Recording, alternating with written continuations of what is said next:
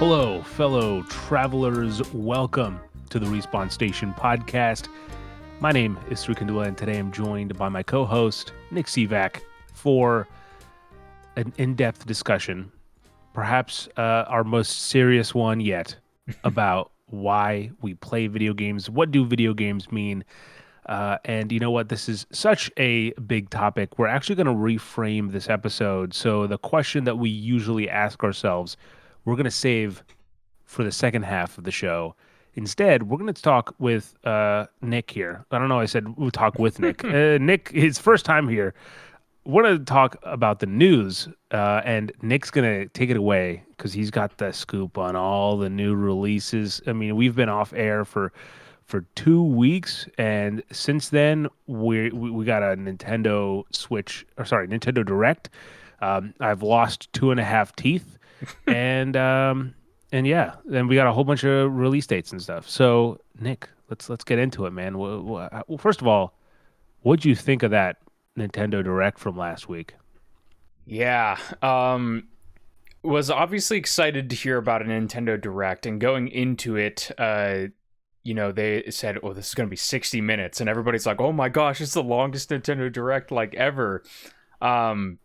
But savvy Nintendo fans probably would have recognized that we were coming up on Mario's 40th anniversary, and so a good chunk of this. Super Mario Bros. Correct, 40th yes. anniversary. Yeah.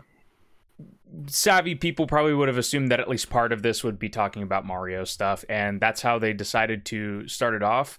But before getting into all that, to answer your question, the more broadly speaking, how I felt about it, it's kind of a weird one because there's definitely cool stuff in this Direct to get excited for, and a lot of stuff that got me excited. But at the same time, this really felt like kind of a mixed bag. Like, for every cool thing that there's something that I was just kind of like, I'm gonna forget about this like immediately. And then on top of that, it is a bit odd just because, like, most of the announcements for things that were excited or that were the most exciting were things that we kind of already knew about. It was just like we were waiting for the release date, and to their credit, this Direct delivered the release dates. But there was not a whole lot that was like completely like shocking that was announced. It was just kind of like, oh, that looks cool, but see you in a couple years for the stuff that's not like in the immediate future. Yeah, I mean, the most shocking thing for me is not even included on the roundup, but we'll get to that last because it was towards the end of the show. We only have our highlights listed. I'm losing my voice already. This is great. We only have our highlights listed because it was a 60-minute Direct. I think overall it was a fine show. I think it started off stronger than it ended. I think that was kind of our brief after show thoughts that we exchanged. We didn't watch it together, but we were kind of messaging each other back and forth. And there's certainly like some reaction worthy moments, but yeah, as Nick was saying, there's not a lot of surprises with this one. You kind of knew most of these games were coming. So all right, let's talk about these titles and some of those release dates. Yeah, so let's just start off at the top with probably the biggest thing in Nintendo's eyes, which is the second Super Mario Brothers movie. This kind of got spoiled ahead of time. Another $1 billion loading. Yeah, it's a trademark for the Mario Galaxy movie or something, was like, leaked a couple days ago. So we kind of had the suspicion going into it that might be what it was. Still doesn't cut the fact that the trailer is it kind of gives you the goosebumps. That they put out a trailer too. Mm-hmm. I saw the copyright come in, but I wasn't expecting them to actually have a full CGI trailer. Well, it was very much so a teaser, like, hey, this is the name of the game. Mm-hmm. But like, yeah, it starts off simple. The soundtrack kicks in, then you have the whole like Starfield like rising out of the clouds moment for the title reveal. Yeah, it works out well. Yeah, and just that Mario Galaxy theme is like so iconic at this point that like they just didn't even gussy it up at all. It seems it was just like, yeah, just blast the Mario Galaxy theme for the title. So I'm excited for that. Honestly, I enjoyed the Mario Brothers movie, the first one. I had some issues with it here and there, so I'm kind of hoping that like this second one maybe leans a bit more into the Nintendo part of it, because a lot of my issues were like the licensed music and stuff like that was kind of just felt like it was thrown into the movie in the first one. But if they lean into more of the like, you know, actual orchestral Mario music and stuff like that, that's going to be a pretty significant, you know, improvement in my opinion. But yeah, cool to see that it's going to be Galaxy. I don't really know where you go with that afterwards. I don't know if we spin off into like Donkey Kong movies and stuff like that, but feels like it's going to be the cinematic universe needs to grow. I mean, you got to lead up to the Smash Bros. Movie, so. But yeah, I like you said, it was just kind of like a quick teaser. So there's not really a whole lot to necessarily, you know, chew on or anything like that. Sorry for the teeth pun. But dang it. Hopefully it's soft. Damn it. The nice follow-up, though, to that is that we are getting native Switch ports of Mario Galaxy 1 and 2. One's a bit of a cop-out because it technically already is on Switch as part of the only available for limited time Mario collection. So what is it? It was like a Mario 3D collection or Mario 30th anniversary. There's some anniversary edition. It was like I think 35th. Okay, yeah. And yeah, it was Mario 64, Mario Sunshine, and Mario Galaxy 1. But famously, Nintendo was like, "Hey, we're only selling this for like 3 months, limited release." Yeah. So very now infamous. This will probably be a much bigger kind of release. You can get it at retail as both of the games together, which again is kind of like, you know, typical Nintendo nickel and diming, like, yeah, you probably have this collection, but here you need to pay for Mario Galaxy 1 again if you want to physically. But at least if you buy it digitally, they give you the option to buy them standalone. So if you buy digital, then for $40 each. Exactly. Yep. Can't ignore that. So it's like, on the one hand, it's cool that we're getting Galaxy 2 and we're just getting these, like, you know, all-time great games on Switch and playable in HD and everything. On the other hand, there's a lot of, like, you know, just scummy Nintendo pricing that's going into all this. You and I talked about, they also announced some amiibos that look pretty cool. Also very expensive, though, as amiibos are in the Switch 2 era, unfortunately. So yeah, I mean, they have the regular expensive Switch 2 Joy-Con, or sorry, amiibos, and then they have the Air Riders swappable, like freaking Skylanders type of amiibos that are like another $10-15 on top of that. I think they're like $50 each for the Air Riders amiibos. Which is, yeah, it's crazy. And, you know, I'd like to say that, like, you know, we need to send a message and have Nintendo drop the money down, but at the same time, it's like I spend the money on some of those amiibos, so I'm part of the problem in that. Yep. But yeah, have you ever played the Mario Galaxy games? I played on the Wii. Yes, I've played Mario Galaxy, the first one, right? And then but I never finished it. It was just like at a friend's house. It wasn't like let me sit down and beat this game type of thing. Gotcha. Yeah, Galaxy 1 is like, I mean, it kind of goes without saying, but it's like one of the best games on the Wii. So it's just, you know, you're going to have a really good time with that. Galaxy 2 is like, it feels like just more good levels and stuff. It's definitely less on the story. Not to say that Galaxy 1 has, like, you know, a massive story or anything like that, but it has like a story compared to other Mario games.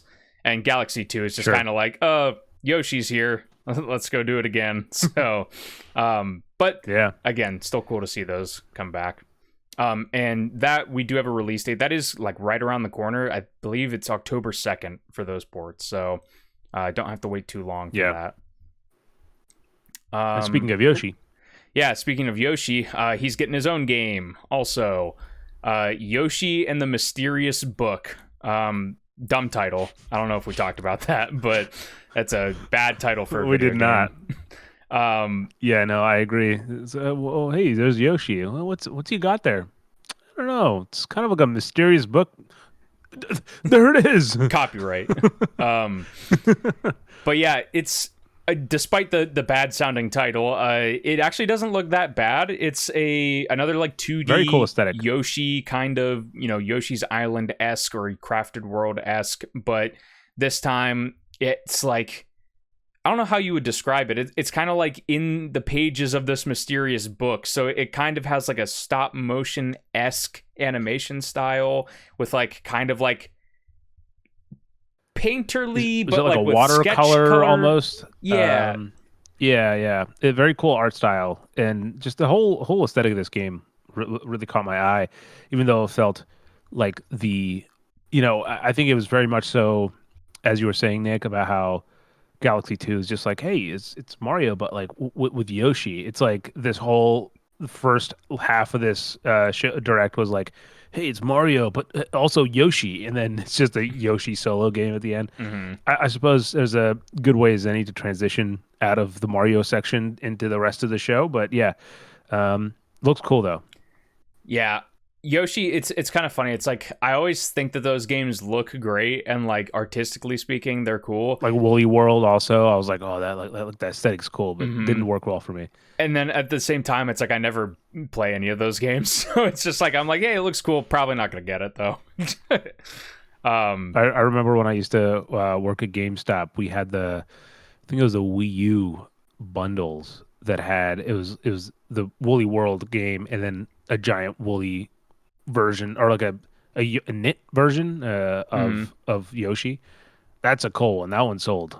If it's surprisingly probably more than the Wii U. Was it the big green like amiibo Crocheted. Yoshi?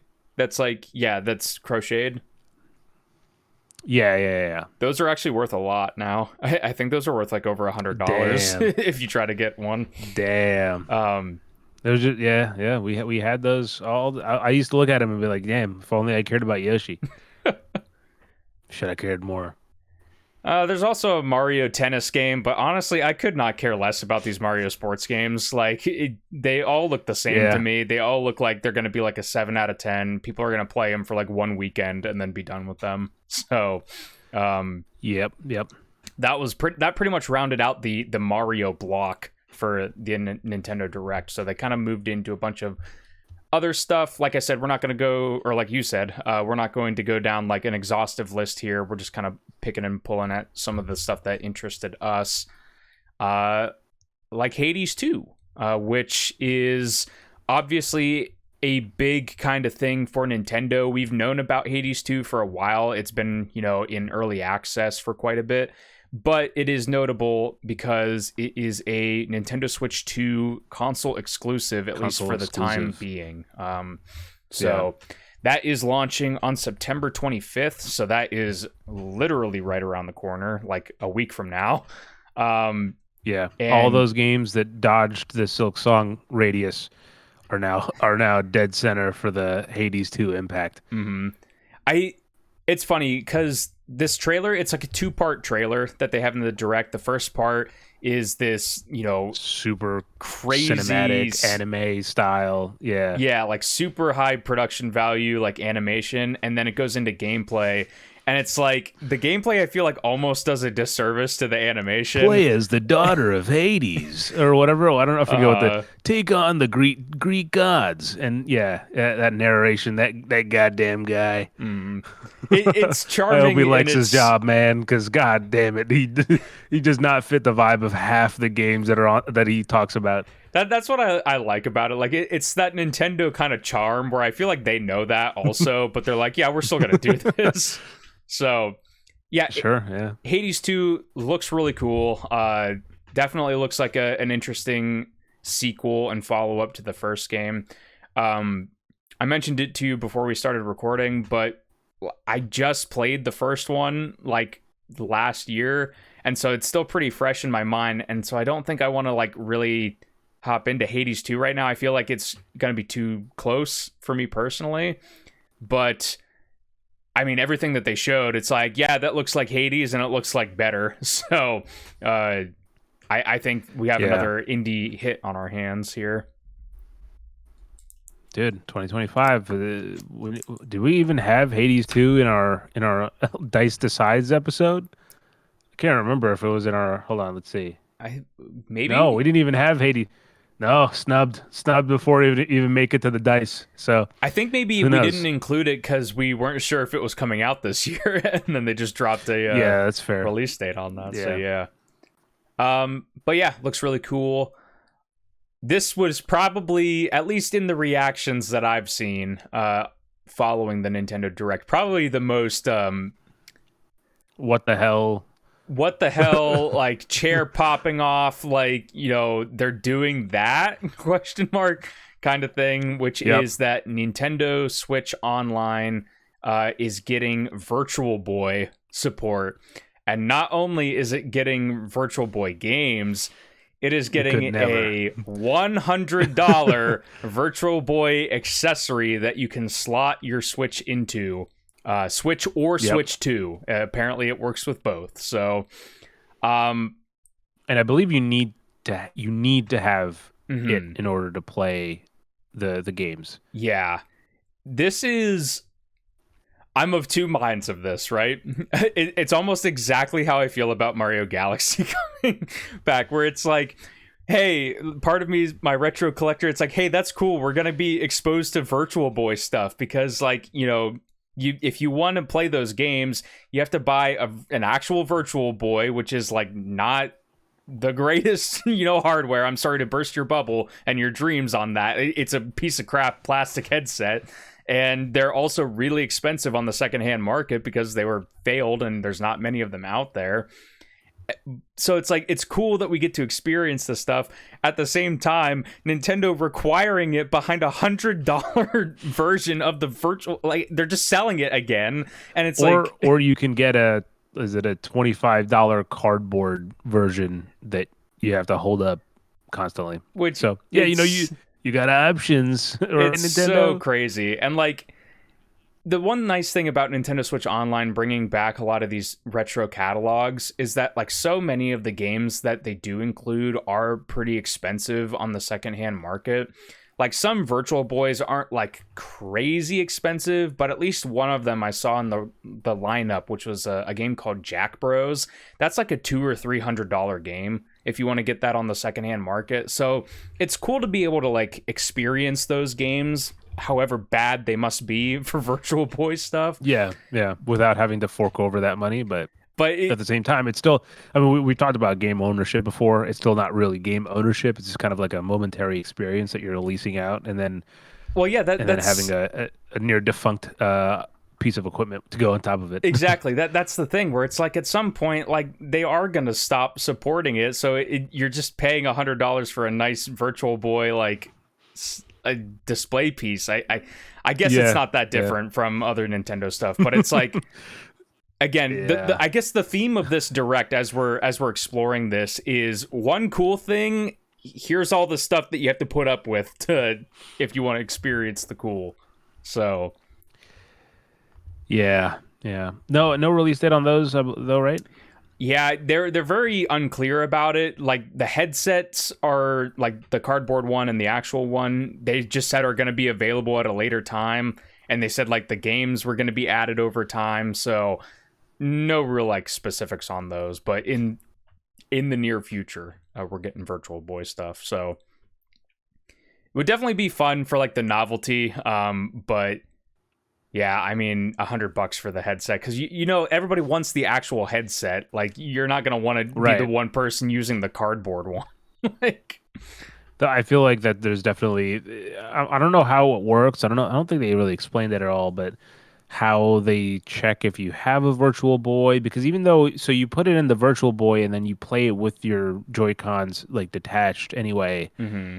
So I don't know how that kind of pairing up works, but I'm sure there's a market on, like, Etsy or whatever that'll probably be born out of this for 3D printed Virtual Boy for Switch 2 replica, whatever. Mm-hmm.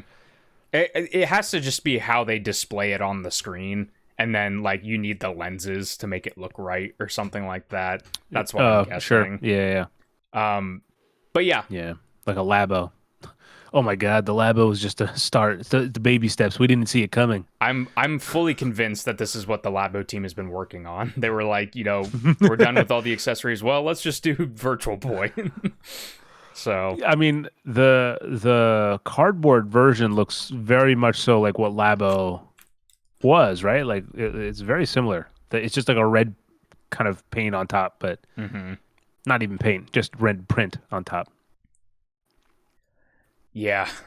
Also thing to note, to get the Virtual Boy headsets, I believe it's like their other Nintendo Switch Online controllers where you have to be a Nintendo Switch Online like subscriber, and they only sell it through the Nintendo like web store or whatever. So it's not going to be at retailers. Oh my gosh, Nick, we've forgotten probably the biggest announcement from the first block from the Super Mario Bros. 40th anniversary celebration portion. You can buy the flower from Super Mario Right. Wonder and other things as well. But it talks. It's a little fucking ugly looking thing. The eyes aren't on correctly. Like they're not evenly on in the dot model he was holding. That really bothered me. And It's it'll say Nintendo's clips to you, Furby. dude. What a decision to like. At what point did that become the mascot of anything? Like, how is that at any point significant enough to be like, yeah, this is what we need to mass produce for the market right now? What I Is find this fucking flower? hilarious is when Koizumi's holding it in the broadcast, it doesn't even look like he likes it. He's just like, Yeah, it's like they handed this to me. I don't know what to do with it. Do you guys want it? it's like Yeah. peak, like it has Nintendo's name on it, buy it. Like that's the kind of energy I got from it. But yes, how could we forget the talking flower that to your point, like I guess Nintendo is just gonna force that down on people. It's just like you're gonna like the flowers that we gave them voices, like it. Yeah, yeah. And my brain went there because I was thinking about the next real announcement chronology wise was also like involved a physical thing, which is Metroid has another physical thing attached to it. So let's talk about Metroid, Metroid Prime 4. Yeah. It's finally happening. December 4th, finally got a release date. It is this year. Missing the Game Awards, so they're not going to be eligible for any of that stuff. But which is why we left it out of our Dice Decides. Because Mhm. I mean, also it's kind of crazy to think the last time we did this, you could have told us, hey, like, yeah, Metroid Prime end of 2026, and be like, yeah, I'd believe it. Sure, that makes sense. But no, it's just a few months out at this point. Yeah, big reveal. Samus gets a motorcycle. That's pretty cool. Badass. Yeah. Just don't look at the planet that she's driving around on. It looks a little Switch 1E and a little flat and a little not You that can interesting. say it. It looks like Pokemon Sword and Shield. Yeah, it kind of has that we'll energy. agree with that. Yeah. But you can do an Akira slide attack and kill enemies with that, so that's pretty cool. And it comes with an amiibo, which looks pretty sick as well. Yeah, some cool amiibos. One of Samus, just like cool action pose. A massive one of Samus on the motorcycle. It looks like it's like 3 times the size of a regular amiibo. And then also a amiibo of Silux, who is the main antagonist. So a lot of amiibo love in this direct. Also, it feels like they were a little bit. I honestly absent. thought. Yeah, I was gonna say I honestly thought that Nintendo gave up on amiibos a few years ago, and I'm surprised at how they've come back and they're like, yeah, everything's getting amiibos now, baby. Mm-hmm. Wait till you see the Flower Boy emotes. Amiibos. Oof. It'll probably have like a sound chip in it. Also, it'll just sound way crappier than the talking flower one. But yeah, Prime 4. Yep. It still looks cool. It gives me a bit of pause though. I was talking with a coworker about this, and it's like every time we see the game, I think it looks cool, but it also kind of feels like something's up with it. Like I don't know if that's just me, but like there's I don't trust it. There's some weird vibe with it. was kind of saying, like, I don't know if it's just like a artifact of how the development was kind of restarted and switched hands and stuff, but there's just something about these trailers where it's like they always feel like they end kind of abruptly, or they're not like really like paced like great. I don't know what it is specifically, but there's something about each of these trailers where it's like, cool, I want to play it. At the same time, that was weird. Like that's I feel like that was the emotion that I had coming out of the Prime 4 trailer. I'm not a Metroid person. I don't play a lot of. I haven't played any. I played maybe one Metroid game, but like it was nothing substantial. And so yeah, for me, I think there's moments where I feel like like it kind of grabs my attention because I've certainly not felt the pressure of this game's release. As I think a lot of fans have, are like, finally we're getting Metroid, but no, actually it's a long time away from when it was first revealed. But yeah, there's certain moments where like in this trailer when like they first get into the gameplay and you're like, oh, like that looks okay, like we're good, it's riding it. But yeah, I think they've not again, from the perspective of someone who's not invested already, I don't think they've done a great job of giving me reason to care and really kind of look out for it as maybe other trailers in this particular direct have. Yeah, it's like, it's notable. This is going to sound really reductive, but it's notable because it's like Nintendo doesn't do many first party, like first person shooters. And so it's always just kind of like, oh yeah, this is the Nintendo shooter outside of Splatoon. But yeah, I could see it. It's definitely, I think it'll sell really well by Metroid standards, but I think it's going to be one of those Nintendo properties that comes out. It sells maybe like 1 million, maybe 2 million copies, but then that's about it. I would love for it to do more. I'm very curious about the reception of this game when it comes out after 7 years. Is that what it's been? Yeah, like 18 or 19. A long it time. Got announced, so yeah, it's been a minute. A long time of build up. So hey, you guys, by the end of the year, Metroid Prime 4 fans will finally get their hands on the game. I don't have it in the rundown, but I believe that you alluded to a specific game that I think surprised both of us.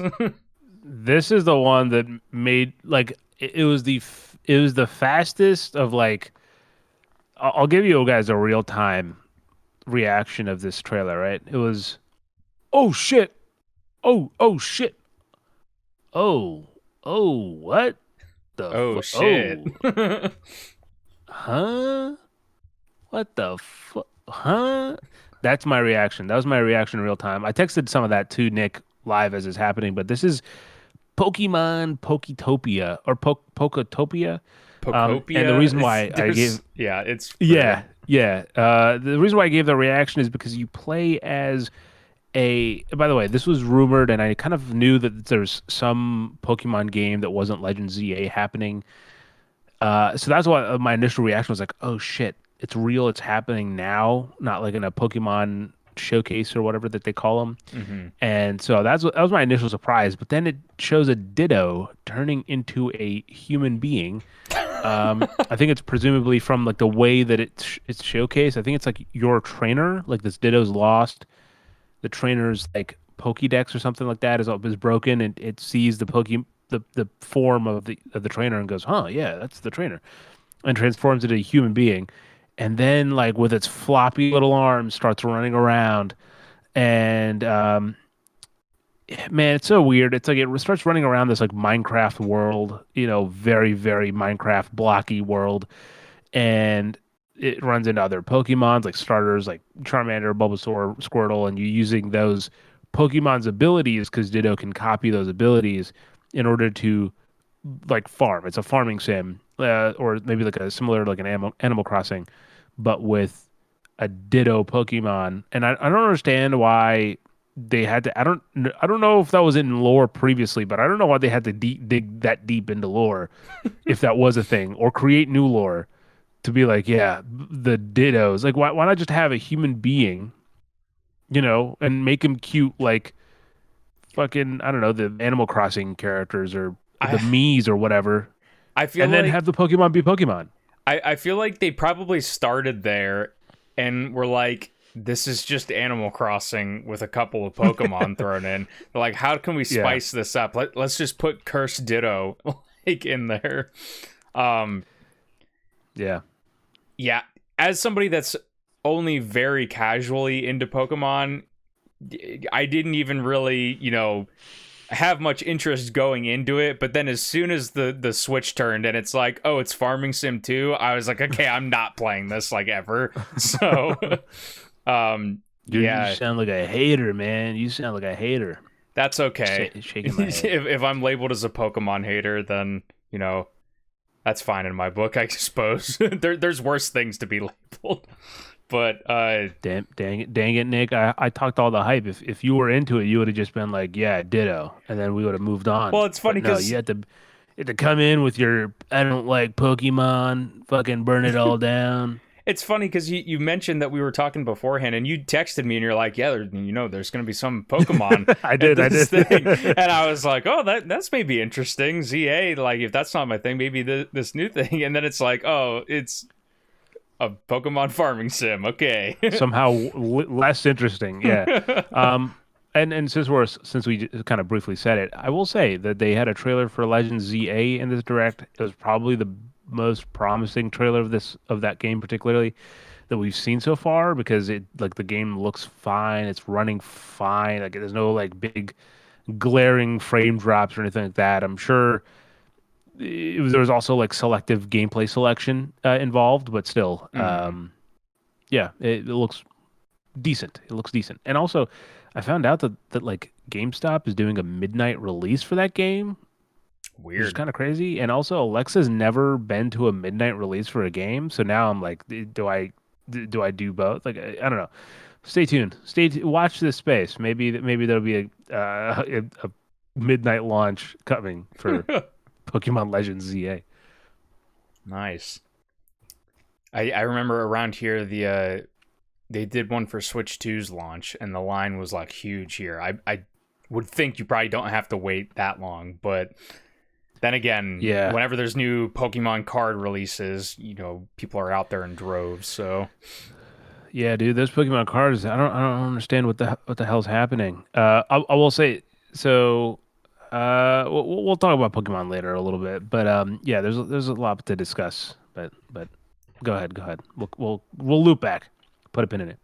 So another thing that kind of maybe came as a shock to people, I kind of expected it to happen, so it wasn't as surprising to me, but Resident Evil Requiem showed up here with a new trailer, some new gameplay in there, and also Resident Evil 7 and Village are also getting some native Switch 2 ports on the same day.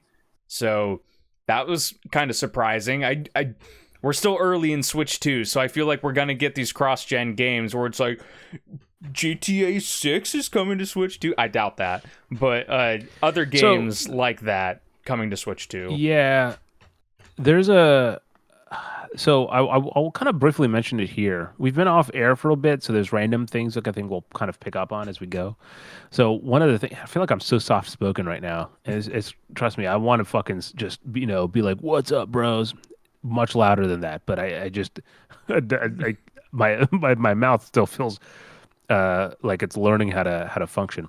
But yeah, so there's a recently the Star Wars Outlaws discussion happened. Did you see this about how essentially the Star Wars Outlaws on Switch 2 is a game key card, and so people were like very upset about that fact, and they essentially said that it had nothing to do with cost or anything like that. It was just the read write speeds of the Switch 2 cartridges were not fast enough for what the Star Wars Outlaws needed, and so they like that was the end of the discussion. Like it wasn't even a point of like, oh, let's evaluate how much it would cost. It was just like, we can't use it, the Switch 2 cartridges. So I think that's that sets a very interesting kind of pace for what's to come, because man, like if we're entering, as you said, like we're still in the first few months of the Switch 2 release, and obviously if you're only playing first party titles, then you have no problem, because fucking the whatever wizardry that they're using over there. They absolutely know how to use them. Hmm. First party titles just like run really well in the system. But yeah, I was hoping that the Switch 2 would be a better place for ports. And look, Resident Evil 9, Resident Evil 9 Requiem. God damn it. It is an impressive pull. Not the best looking, even from the trailer that they put out. Hmm. But it does seem to be that it's, to the Switch 2's credit, it is at least a little bit more kind of promising to see that both Seven and Village, which were on the original Switch, just cloud games, released as like a full native titles. Hmm. So yeah, lot to think about there. Yeah, it's nice that more people will be able to play it too. So, always a good thing Yeah, with that. Uh, the last kind of highlight I pulled from Switch Direct is Fire Emblem Fortune's Weave, which was their kind of show ender. Um, it's kind of yeah. cool. I'm like a Fire Emblem fan, but kind of similar to Pokemon. Like I haven't really played a lot of the more recent ones. Like I played Awakening on the 3DS, and I also played Fate's Birthright on the 3DS. I I played Two Houses, right? That was one of them. Three Houses, yeah, that's one of the Switch ones. Three Houses. Yeah. Oh no, not the three. Is the one on the 3DS? That's the one I played. There's And a then I also played Fire Emblem's Heroes on the phone. I had to look it up, but as you can see, I downloaded Fire Emblem Heroes at one point. I played that a little bit as well, but yeah, that's my experience. there's three/4 that are on 3DS. There's Awakening. They did Fates, which was kind of like a Pokemon thing where they have two different Oh, versions of two? it. And Yeah, then there's yeah. Fire Emblem Echoes, Shadows of Valentia. All of those are on 3DS. Um, Hmm. Interesting. but yeah, it's kind of.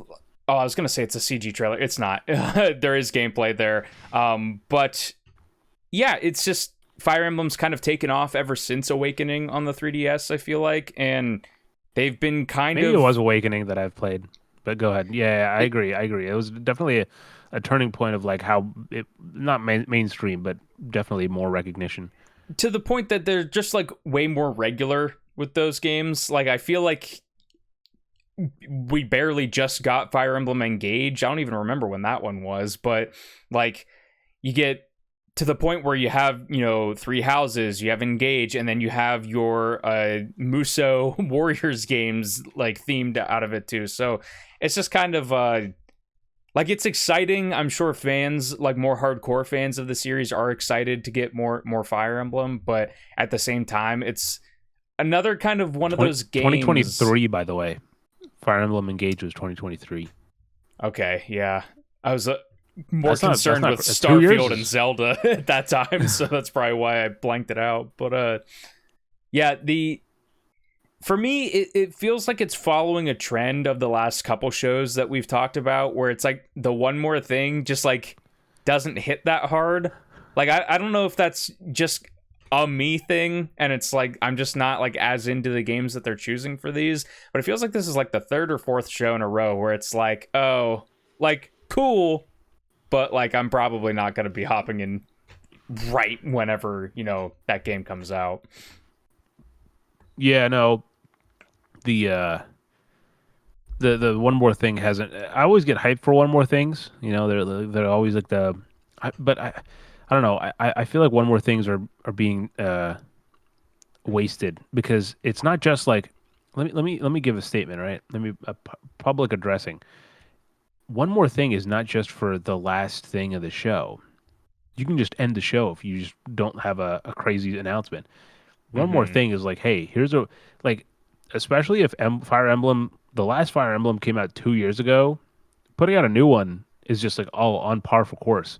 If Mm-hmm. you're going back and I would have even maybe said the one more thing being the Virtual Boy would have been more fitting because it was like a what is Mm-hmm. going on? That is what you need the one more thing for. All right, please know the place, know the time. It's not just how you end the show because if you do a one more thing every show, it degrades the value of the one more thing. I Mm-hmm. digress. well said. I think that sums up all of my issues with how it's been going recently. So, but yeah, that was pretty much a lot of the highlights for that I pulled for Nintendo Direct. Was there anything else that you wanted to touch on, Sri? No. I think we covered all the interesting ones for me. We're not hopping I mean, into look, like definitely PopUcom. check out. Or don't you say those words. Don't you mention PopUcom to me, all right? Or we'll have to square up in Poketopia, all right? And then things will get fucking messy. Yeah, no, check out the direct though. Obviously, there's definitely people going to be like, let's grade it. I give it a C, whatever. But if you have time, it's an hour long. You can put it on the background, and you can see for yourself all the weird and crazy announcements. Yeah.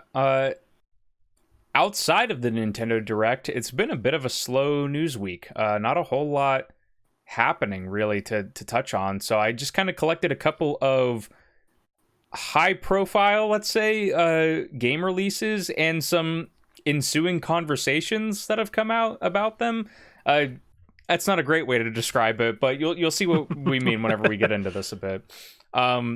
Let's just start with the really big one first, which is Hollow Knight Silksong.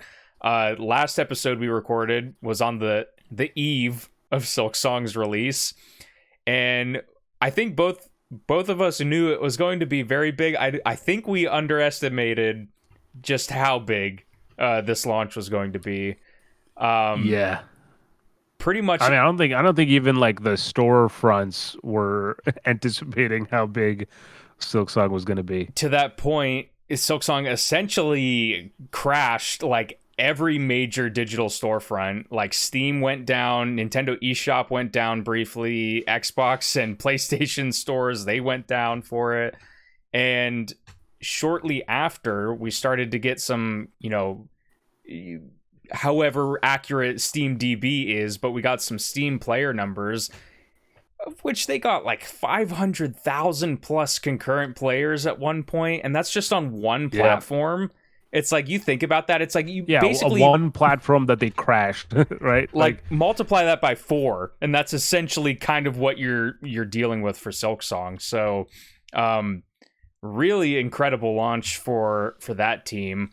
Yeah. The weird kind of big congratulations to Team Cherry for finally getting that one out the door, because that's I think that kind of success is just you obviously want it, like, if you could, you'd say, oh, I wish every indie developer had that, but that's just that would be unsustainable. And so at least so at least the good guys are getting it. Yeah, the weird kind of thing that's kind of been in the fallout of Hollow Knight though has been a somewhat familiar discussion point, which is difficulty in games and how hard games should be. This kind of too damn hard. It rears its head every time FromSoft puts something out, and it's kind of popped up for Hollow Knight now too. As somebody that's played the first game, I found the first game kind of frustrating and hard at a lot of points. So that's kind of why going into Silksong, I was like, you know what, like, I'm good, I think. Like, I can appreciate the art from afar and everything. I can appreciate the effort and the success and all that, but like, I almost broke my Joy-Cons playing Hollow Knight because I played the first one on Switch, and so it's like, I don't need to do that again. Like, I think I'm good, but not in this economy when Joy-Con 2s are like $100. Precisely. But yeah, I guess Silksong is living up to that tradition, and there's quite brutal difficulty in some of these spots, and yeah, it's just been kind of a weird thing. I don't really know if we have much to really add or contribute to that conversation, but it's just kind of been the one thing that's like outside of like, oh my god, Silksong, it's amazing. There's like a loud portion of people that are being like, why is this so hard? Yeah. I think this actually be a little one we can circle back to as part of the main topic, because I think there's at least like some we can speak to something about that difficulty or the challenge. And then we'll actually go right to, I guess, Borderlands 4, because that is another big title that came out since we last talked. And Obviously, he's not here right now in person, probably because he's playing Borderlands 4. But Austin's jumped in day one, and let me just tell you, it came out last Friday as when we are recording this, and at the start of the day, I like checked my phone because I was playing a certain game that again we'll talk about in just a little bit, and as I was playing, I wanted to check the trophies to see like get an estimate of how long I had in the game. I don't know if you do that, Nick, Hmm. but I was doing that in the morning. I'll let you answer my question. I don't know before. Do you do that, Nick? Yeah, I'll do it occasionally. Okay, It's okay. usually, unfortunately, it's for a game that I'm usually playing where I'm like starting to get a bit burned out, where I'll usually check and Oh, be like, sure, okay, how sure, much more do I have to go with this? But yes, it is something that I sure, do. sure.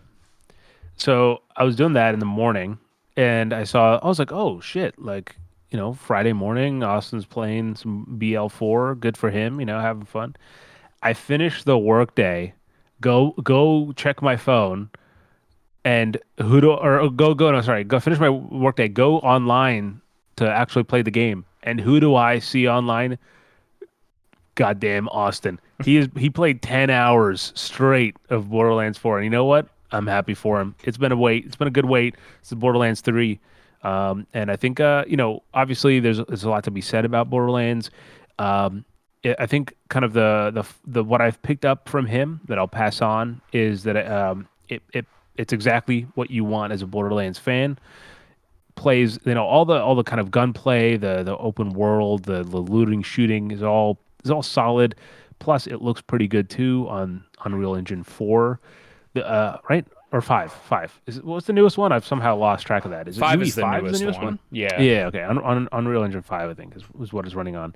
Um, the only thing that he said is that the game does have some performance issues. He's playing on the PS5, and apparently it like crashed on him already once Mm. on day one, which is when I spoke to him about it. So yeah, definitely not ideal in terms of performance, and the situation is even more kind of dire. I think on PC, the game's been review bombed on Steam because of performance issues and stuff. But to all those people, all right, why don't you go code your own engine and then come back to us, all right, and then we'll give you a rating of how your game performs, all right, please. Hmm.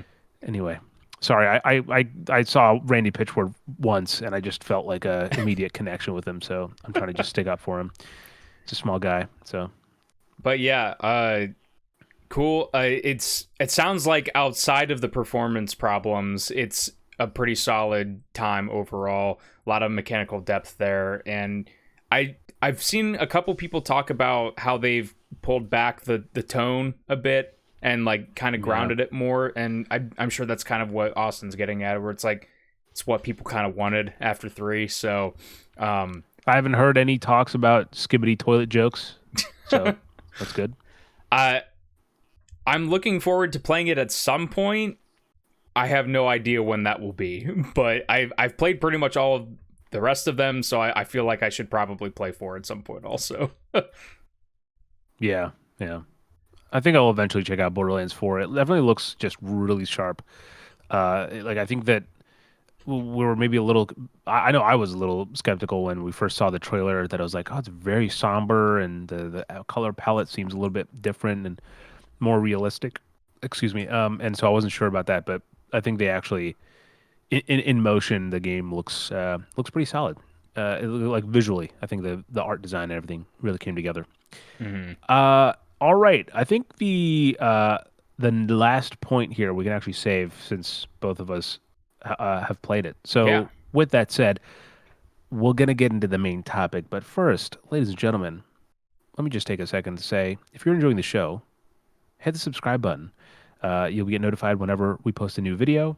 We have videos pretty much every single week. We've done so for the past, I don't even know, 6 months. I don't know how long I think it's 6 months. Um, and we have a lot more stuff on the way. And if you enjoy the show so much, you want to support it even more, you can become a member. You can join the channel for like $1 a month at the base level, and it helps supports the show.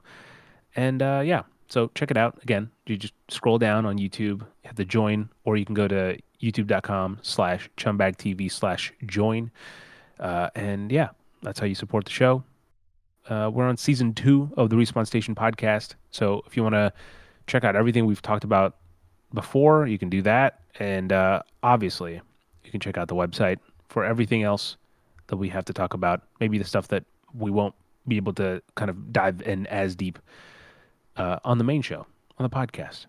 So there you go. I feel like I feel like I'm soft spoken.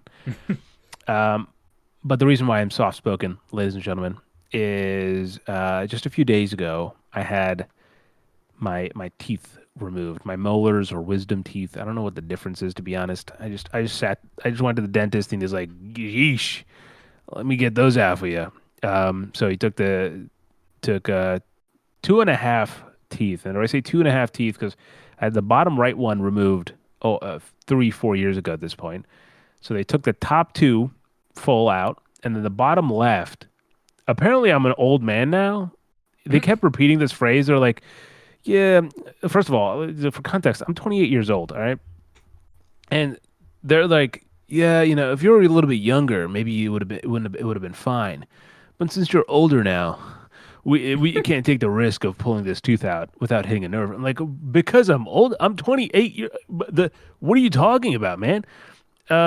So anyway, they essentially they're like, all right, we don't want it to bother you in the future. So the back left molar, they like drilled into, and they're like, if it comes out, we'll take it out. If not, we'll just kind of polish it down.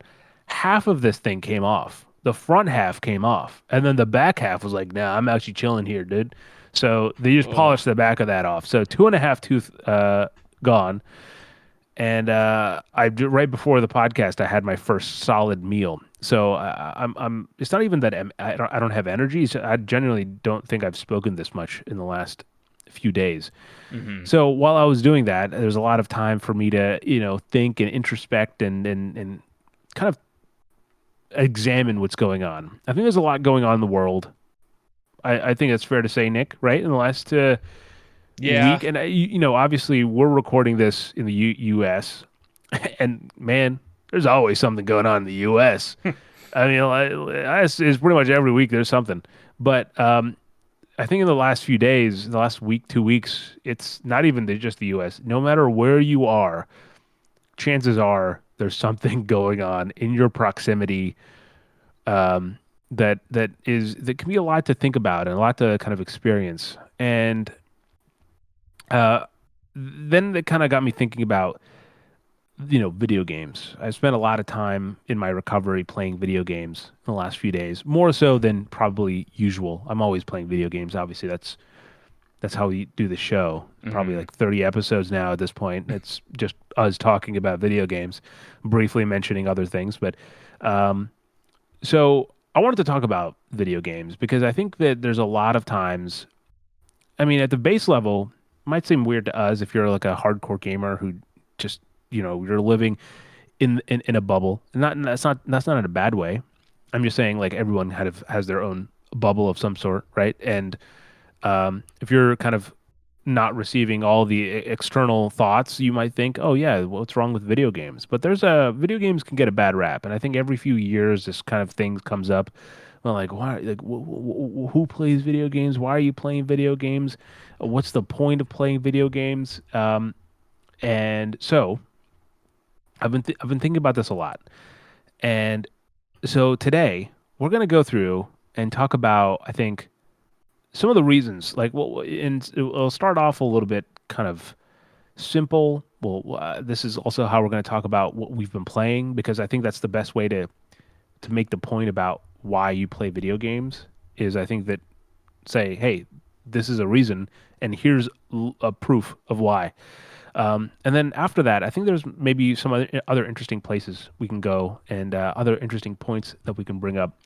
But first, let's start with the uh, very simple kind of reason that you can enjoy video games. It's a distraction. It's pure just engagement. I don't know if that's the right word for it, but it's something that use to not have to think about the rest of the crap that's going on outside of the four walls of the screen that you're looking at, Hmm. or the room that you're in. Nick, there's a lot of examples, obviously, but what would you say? Anything you've been playing that would kind of perfectly fall under the distraction category? Yeah. The two main things that I've been playing, are, we'll get into it a bit here. The one I think is kind of a, maybe not the best kind of distraction, to your point, being Fallout New Vegas. I don't I don't necessarily you know how many people think about like the end of the world, right? to distract them about things, but certainly the other game I've been playing, which is a game called Outrun 2, which is it's a original Xbox game, also an arcade game. It's a racing game. I mentioned last time we were talking that I've been watching a lot of the Grand Tour and been kind of in the mood for a racing game. And whereas Automodelista kind of was a little bit too sim heavy for me, Outrun is the arcade of arcade. Like, you have gas, you have drift, go kind of game. And I think it's so simplistic, as many arcade games are, that it really just kind of nails down to the point of like, just have fun with it. And it's a very goofy game. It doesn't take itself seriously at all. Like, you drive these Ferraris, like that's essentially all you get in the game are Ferraris. But there's like this girl that sits next to you, and like everything you're doing in the game is to just make her happy. And it's like, if you fail an event, like the cutscene shows the car like coming to a stop, and she's just like shaking you and getting like angry and stuff. You do a bunch of different Wow. events. So it's essentially just a game about marriage, is what I'm understanding. That's essentially what married life has been like, Nick. Essentially, and like, there's a bunch of different like mini games that you do, but like all of the mini games, they're like in the races, and it's to get hearts, to make a heart meter go up. And eventually, once you get like I had no idea that was a mechanic. These were the systems in which Outrun 2 functioned. neither did I, but like, you get different ranks, and then at the end, if you did good, on the screen comes the girl, and she goes "Hey" or something like that. So it's a very basic And if game. you don't, it's like the Arkham Asylum like death screen where she just shows up and it's like a bat. You've driven your last car, buddy. Pretty much, yeah. You spent $400,000 on this Ferrari. Let me smash the headlights in. So,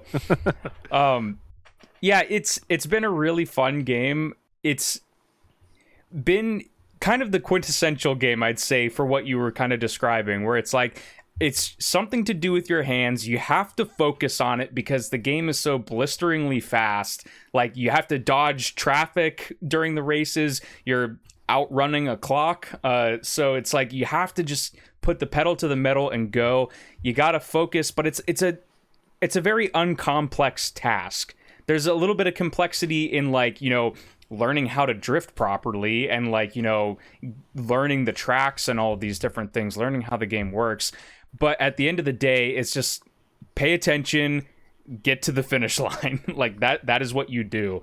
And I think a lot of the times, those are some of the best types of games to really serve as a distraction, because you don't have to be, thinking about what's the state of this world that I'm inhabiting. What are the dynamics of, the different classes, whether that be like actual like societal class, or like mechanical classes of like, I'm playing a co-op game, like how do we synergize these abilities and stuff like that. Sometimes the best kind of game you need for a distraction is just something that you kind of turn that part of your brain off, and it's just like, okay, red, yellow, green, go. Like that's what I need. So Yeah.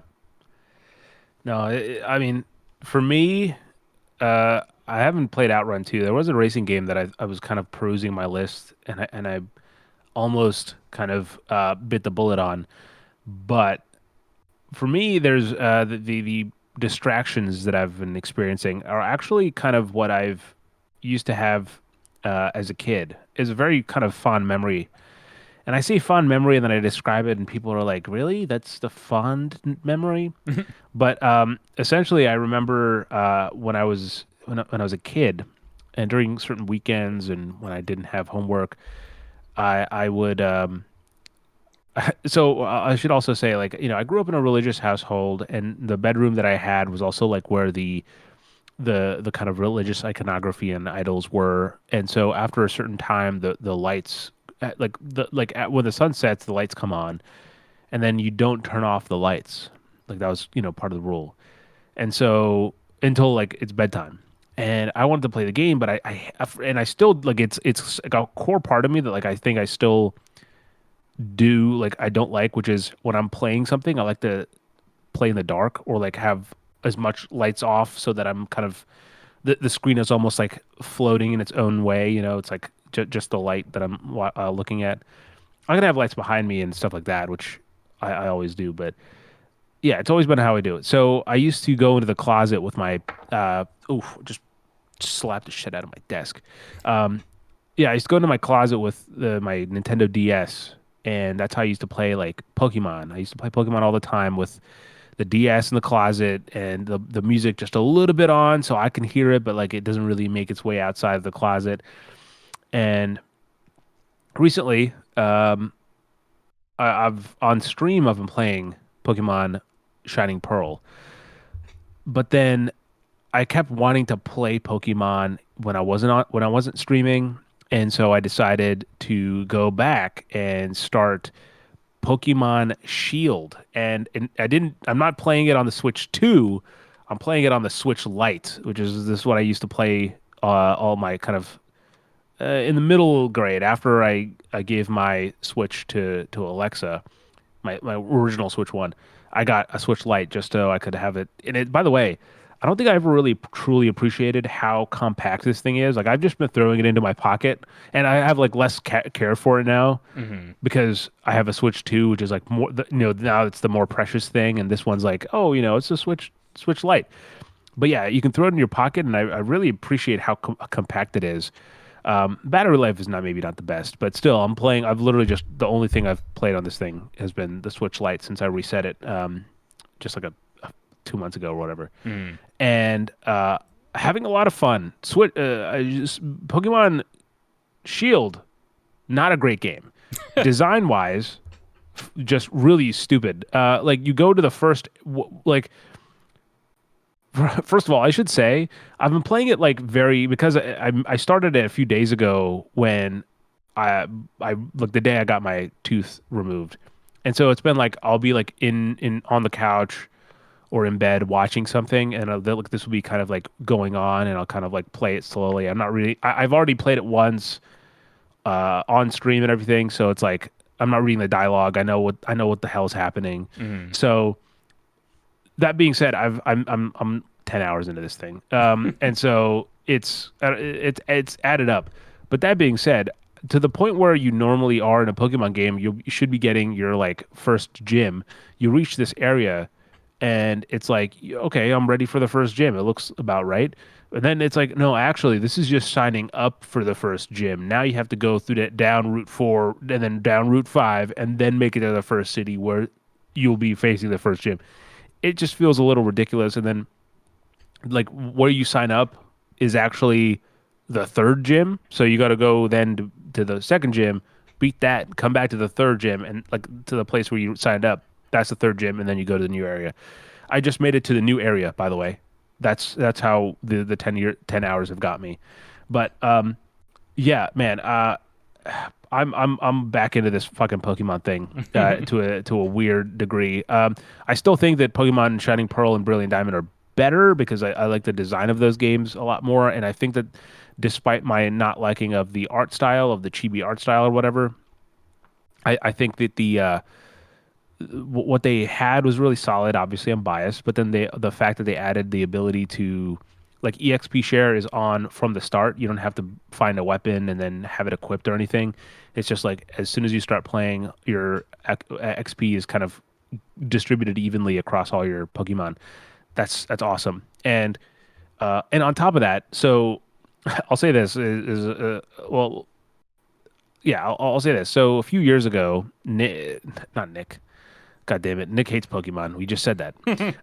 Austin gave me trick or trade packs, which look like these. They're what they give out for Halloween.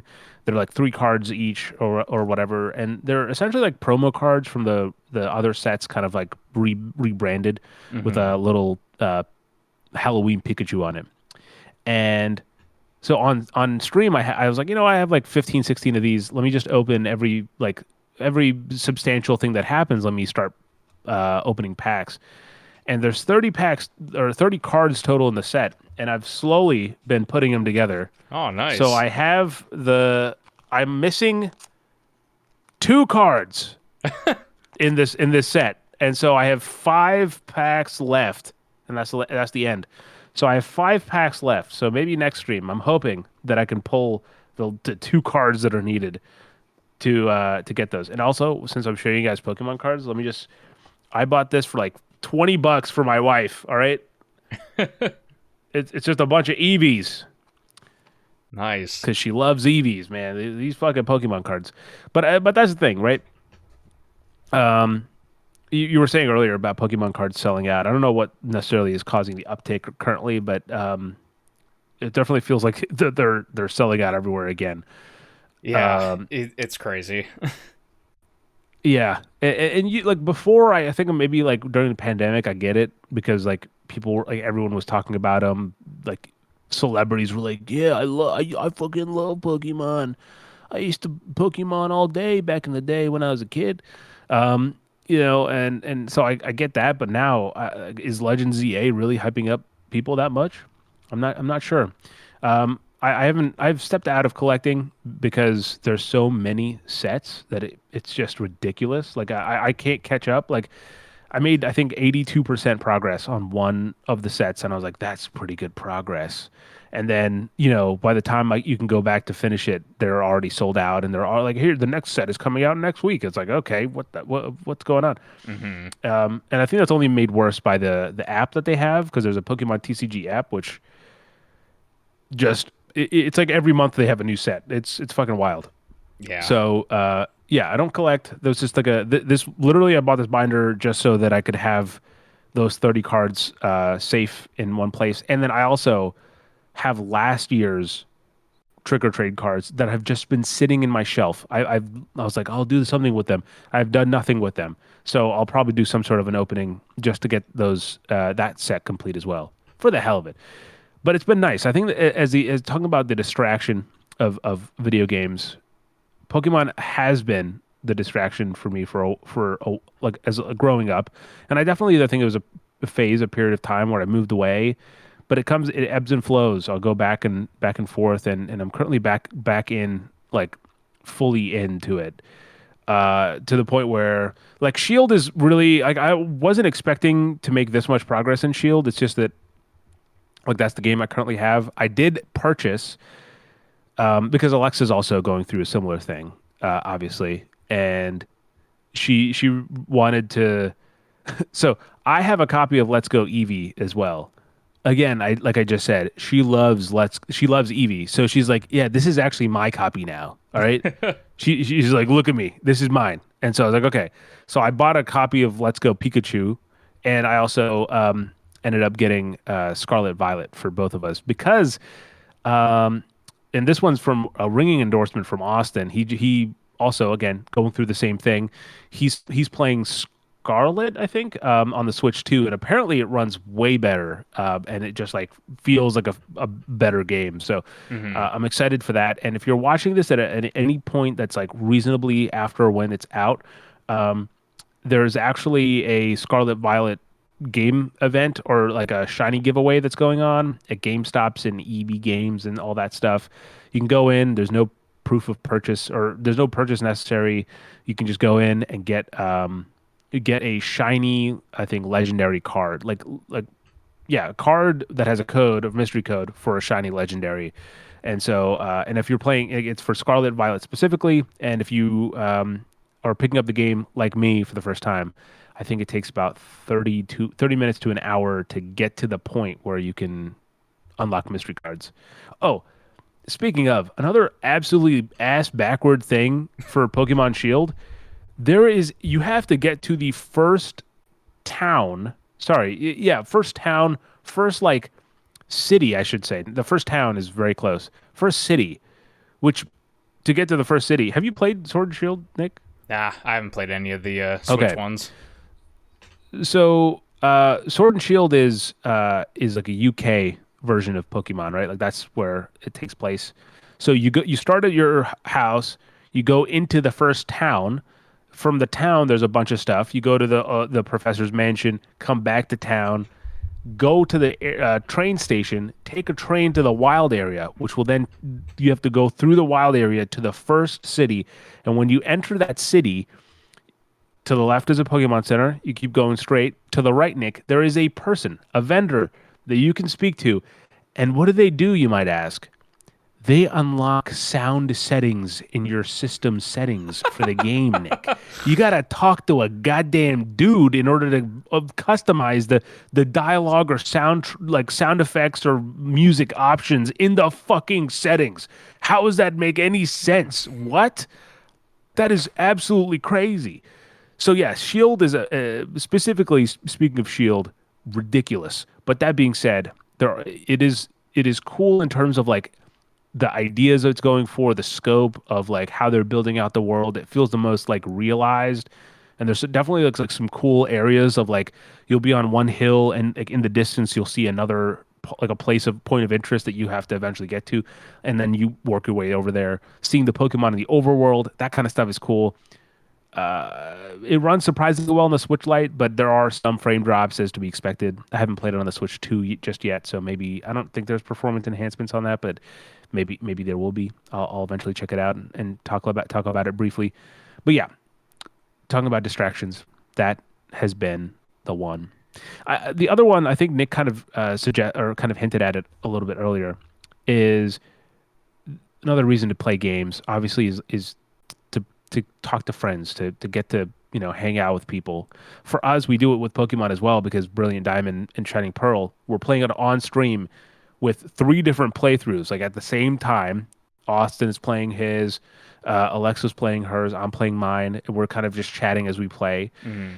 Um, but then there's also like purely like co-op, fully on co-op games, as Nick was saying. So that's another one I've been playing, which is Kirby: The Forgotten Lands. I've been playing that with Alexa, where we actually just crossed the halfway point, and gotta say, man, what a good game. Like at the very base level, it's just a good game, right? And it's got really solid design. I've talked about it a little bit already, so I'm not going to reiterate everything too much, but it's just a matter of like as you're playing, you can just run through it and have fun, and things are solidly designed, and now that we're in the second half of the game and the game does get a little bit harder, we find ourselves like, oh yeah, we are losing to that boss fight a little bit, huh? Let's try to lock in. And but at the same time, you can go off the beaten path. You can maybe like, I was like, oh, I see this ledge over there. I wonder if I can make it. And then you just kind of go for the jump, and turns out that's a secret. And it really is for a system that I've said before, and I'll say it again. They don't have goddamn achievements. They don't have trophies. It's still extremely rewarding to go for that 100% of going and finding all the Deedle. What the fuck are they called? Waddle Dee. Yes, Waddle Dees. Fuck, I was saying DDD, but there's King DDD, Mm-hmm. which is who is in the game as well. But it's besides the point. Um, yeah, like each thing you do in the game. I don't know if I said that before, but like every kind of secret you find, every like stuff like that is one Waddle Dee that you save, and so in order to, and then the more Waddle Dees you save, the more that Waddle Dee Town is upgraded, and then you can do more things. So like we just, it took Fallout 76, I don't know how long, but we just unlocked fishing in the game, so we know it's there. It took 7 years to get fishing in Fallout 76. I know the answer to Yeah, that. yeah. It didn't take us 7 years for Kirby and the Forgotten Lands. But it's been so much fun. Literally just like sitting down on the couch, both holding a controller and half a Joy-Con, because that's how it plays. And it's sort of also the distraction of, you know, not thinking about what's going on outside of the four walls. But I think it's more so like getting to kind of like interact with someone and cooperate with them and get through challenges and figure things out together is so satisfying. Yeah, that makes a big difference. What about you? Do you have a co-op game or something like that recently that you've had in Um, mind? I mean, other Reese, than Fallout 76 that you always kind of pulls yeah. you in. And like 76 is weird because it's like I do play it with a friend of mine, but like a lot of the times it's one of those games where it's like you kind of are off just doing your own thing. Kind of you meet up occasionally, but you're both just kind of in your own world doing stuff. Um, Not recently, but I did play Split Fiction obviously earlier this year, and I think that those Haze-like games are kind of like it's the thing that I appreciate most is that they do commit to the co-op experience because it does offer you different, you know, it's just a different way of interfacing with a game, right? Like you're partially paying less attention to like a story for the most part. It usually, at least in those games, it kind of highlights the ability for hijinks and stuff. So like you might get to a part where like, you know, you're just a platforming god, right? And you can just get through this part, but like on the other screen, your partner is just kind of messing up constantly, and then it like kind of allows for a moment of like either, you know, be the supportive friend and be like, hey, like, you know, got this, let's get this, or the not as supportive friend and be like, come on, get over the Fucking jump, noob. you idiot. Like, so Yeah. It's fun that like games are such a dynamic medium that like you can have the experience to get invested in something, right? But then on the same time, you can also get invested, but in a completely different way, right? And it's more of like that shared experience. It might sound a bit obvious, like phrasing it that way, but it's like Sure. it's definitely a different. It fires different neurons, let's say, when you're playing something with like other people. Like you can even see it on, you know, your channel, because I've been seeing, you know, you post shorts and stuff while you guys are all playing Pokemon, and like there's stuff that pops up in your conversations and through gameplay where it's just like that would not happen if you weren't doing it in this format, like where you're all kind of playing and chatting at the same time. So Yeah. it's definitely You bring up a another good thing. point though. That I think that's a big part of the dynamic. I feel like definitely heard people not maybe understand the idea of like watching someone play a video game. It's a little bit different when obviously, you know, as you're saying about like if it's like a friend that you're watching in a co-op game play and like having them make the jump or kind of being invested in that way. But I think that's also kind of partially why like streams do well and kind of watching people play games and stuff like that. I think you, especially if it's someone that you know or not know, but like someone that you've been watching for a while. Uh, it really makes it so like you're invested in a different way that's maybe not your own kind of effort or your own time, but there's something else there. Like we had someone who stopped by for the first time in like 2 years, and the last time they showed up, they're like, yeah, you know, I watched your Pokemon Shield series all the way through twice, and I'm like, that's incredible because that is like 20 something hours long. That series, Mm-hmm. and now they're back because we're playing some more Pokemon, and they're, you know, obviously invested on like how our journey's going, and adds like an interesting dynamic for both us as we're playing it and them as they're watching, and you know, it becomes a kind of a shared experience in a way that maybe I wouldn't have gotten if I was maybe, you know, like like I said, I used to like sitting in a closet and playing the game, you know, by my lonesome. It would still be, I think, a distraction, but it loses that maybe social dynamic that you get from it. So, yeah, Mm-hmm. that's an interesting point. I don't really think about it, but that's definitely fair. But you mentioned Split Fiction, and I think while as big as it is for the co-op experience, I think it could also double as appreciation. I think that's another reason to play games is just appreciating the art of that game and kind of in its purest sense.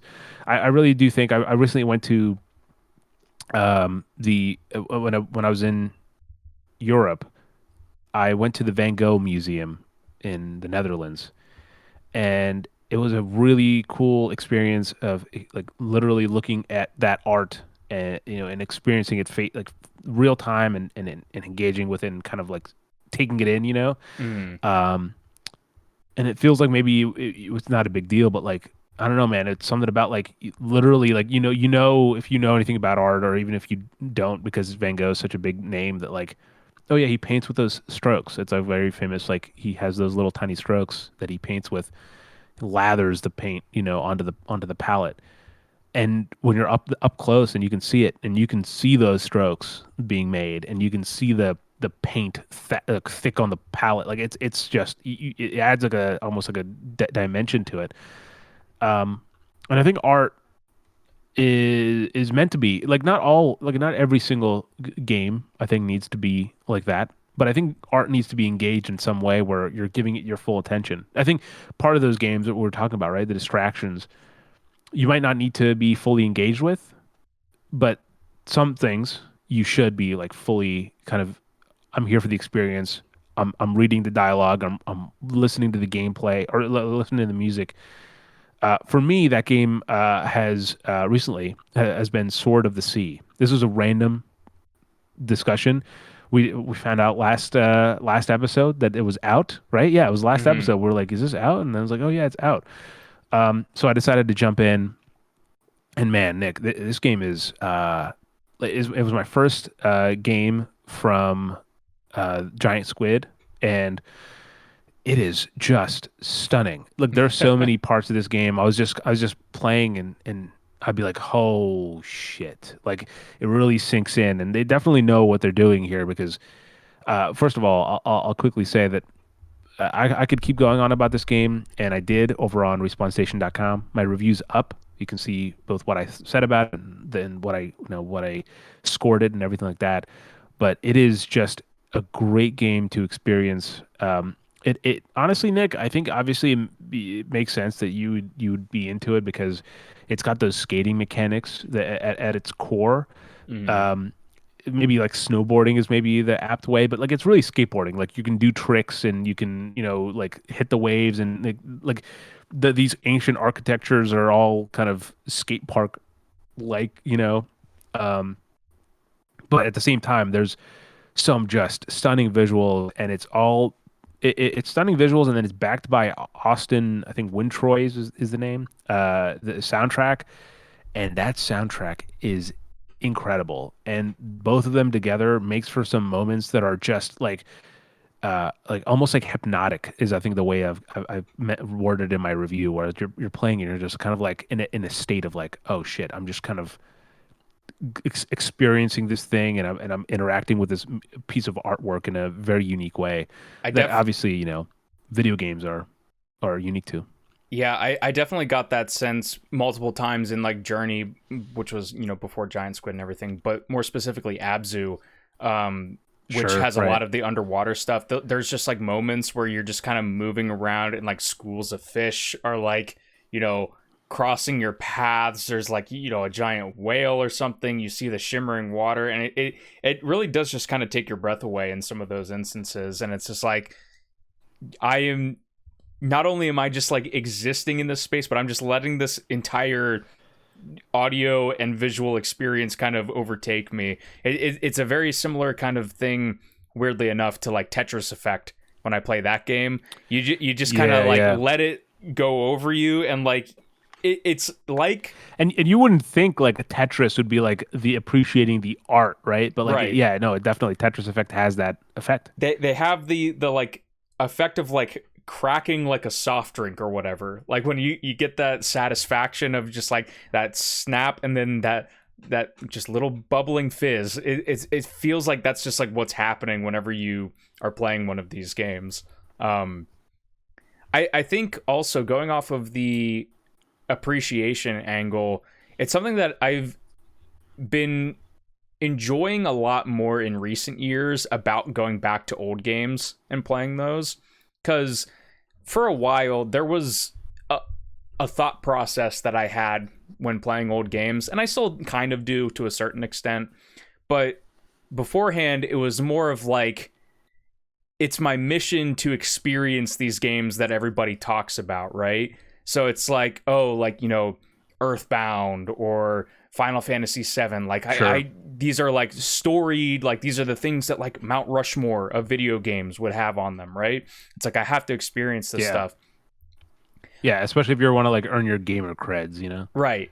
And so like that's still definitely part of it whenever I play older games. At the same time, I've really kind of learned to kind of let that part of it go a bit more. And now it's like, okay, I want to play this game. Let me see, like, you know, why did this capture people's imaginations and stuff? Outrun's kind of a perfect example for me because I've never really been much of a Sega person.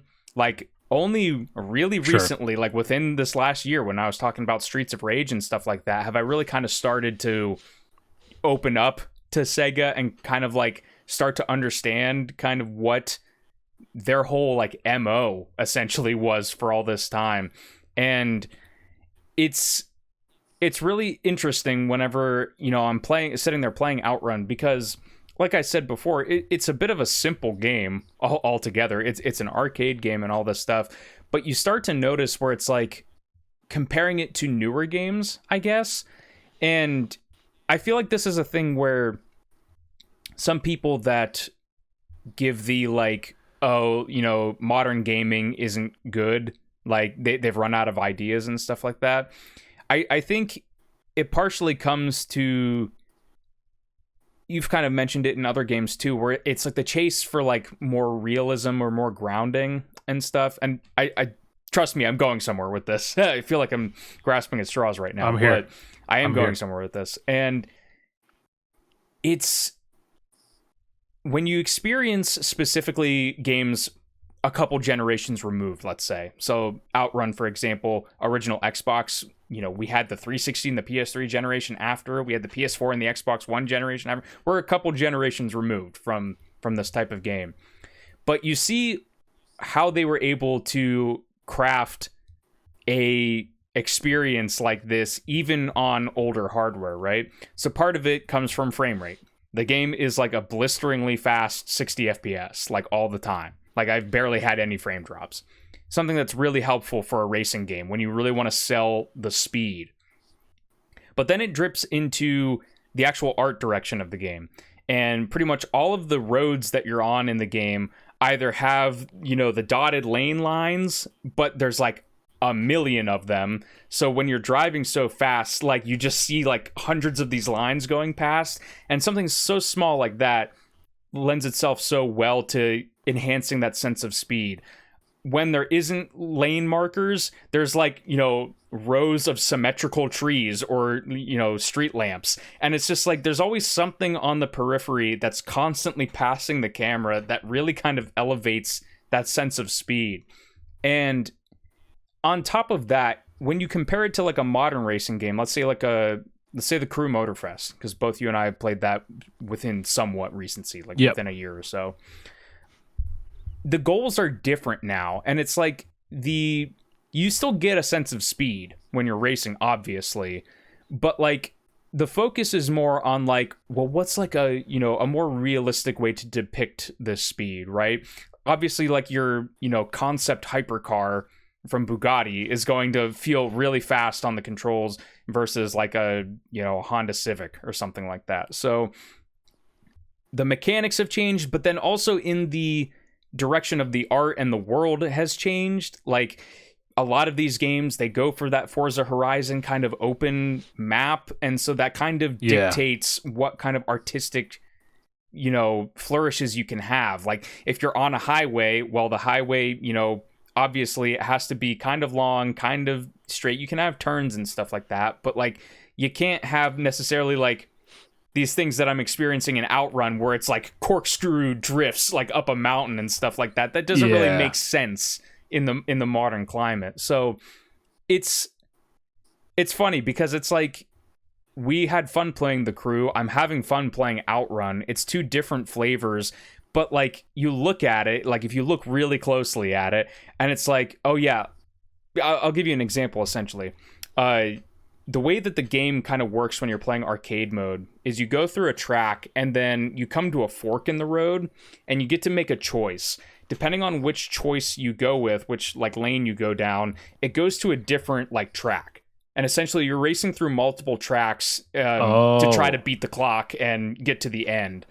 And what's cool about that is the setting of the level can change dynamically. So like you'll say like the opening level is like sunny beachside resorts.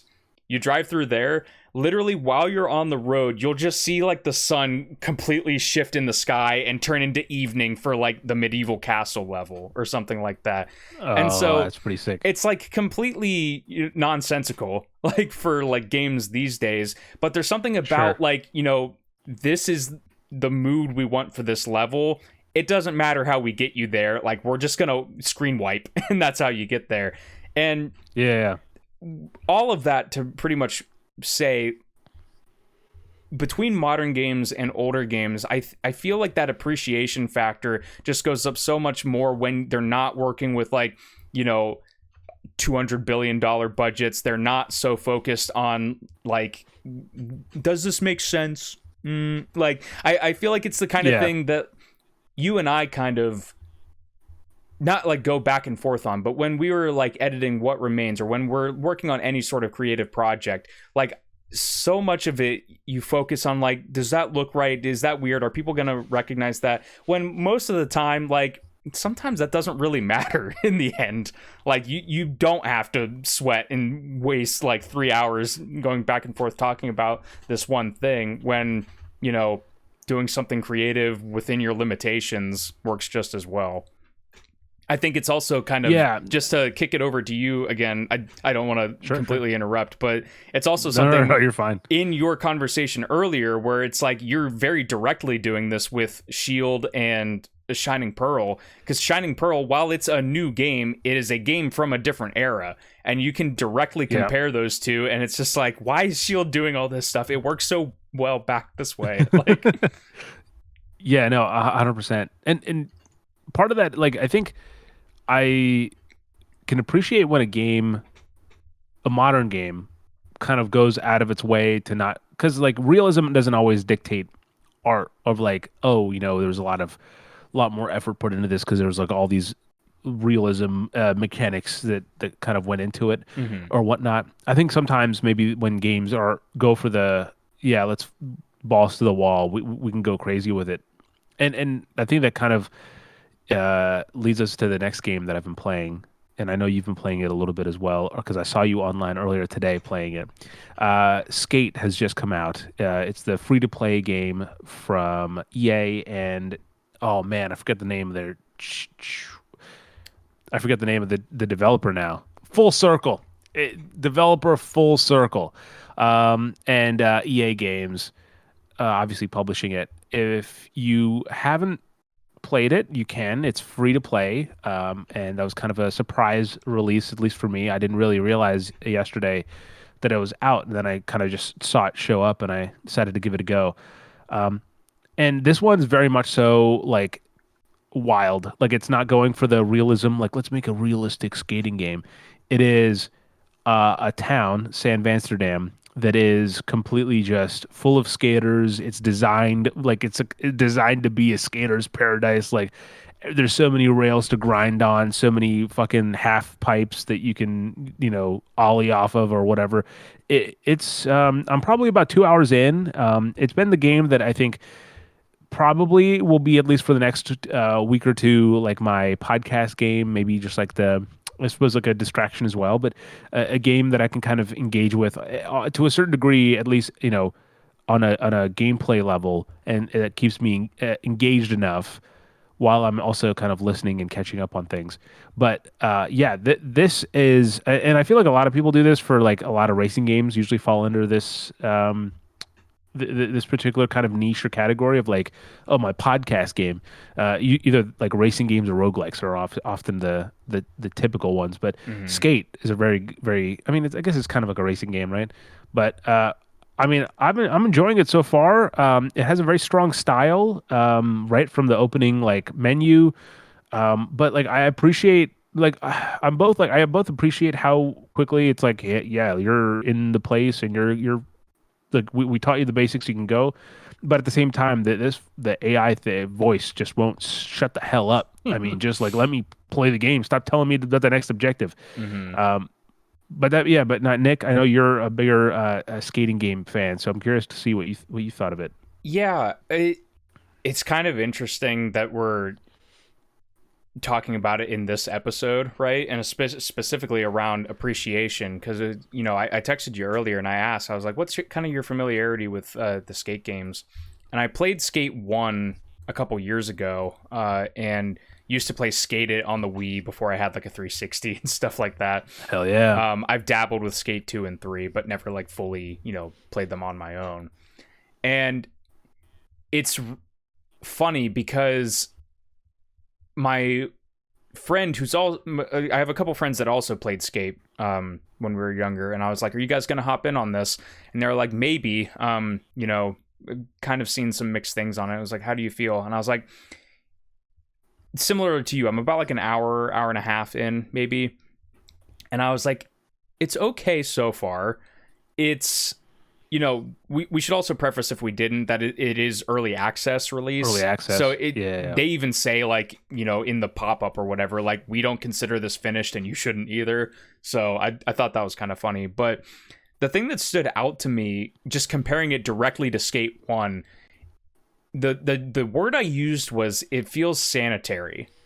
And it's like that's a very different stylistic approach that games had back then versus now, where it's like, now it feels kind of like, skateboarding's in, the Olympics, like, it's just kind of got this, like, everybody's like kind of happy and clean and all this, whereas when you play Skate 1, it's the kind of game where like the visuals feel into it, the camera angle feels into it, like everything kind of fuels into this thing where it's like, yeah, if I skate over here, the security's gonna come and beat me up and kick me out. It's a very different vibe to those types of games. Like, again, the skater paradise versus maybe like the skater that has to get away with skating. But like mechanically, it feels similar to what I remember. Like the flick tricks are, what's like very iconic about Skate. Like that feels like really tight. They're really leaning into the, like spread eagle, like diving and ragdolling kind of stuff. They've really given you a lot of stuff to just make it like a fun game to kind of explore. But something about it is just kind of like there was even a box, I forget exactly what the context is, but it's like, how interested are you in skate culture? And that really kind of solidified it to me, where it's like, wow, like I know like skate games back then are definitely different to skateboarding games now, but it's like, did the culture really change that much over that time, where it's like, it's just much more mainstream, and like as a result of that, and I guess more money coming into it, like, the vibes just kind of change and stuff. It's kind of interesting.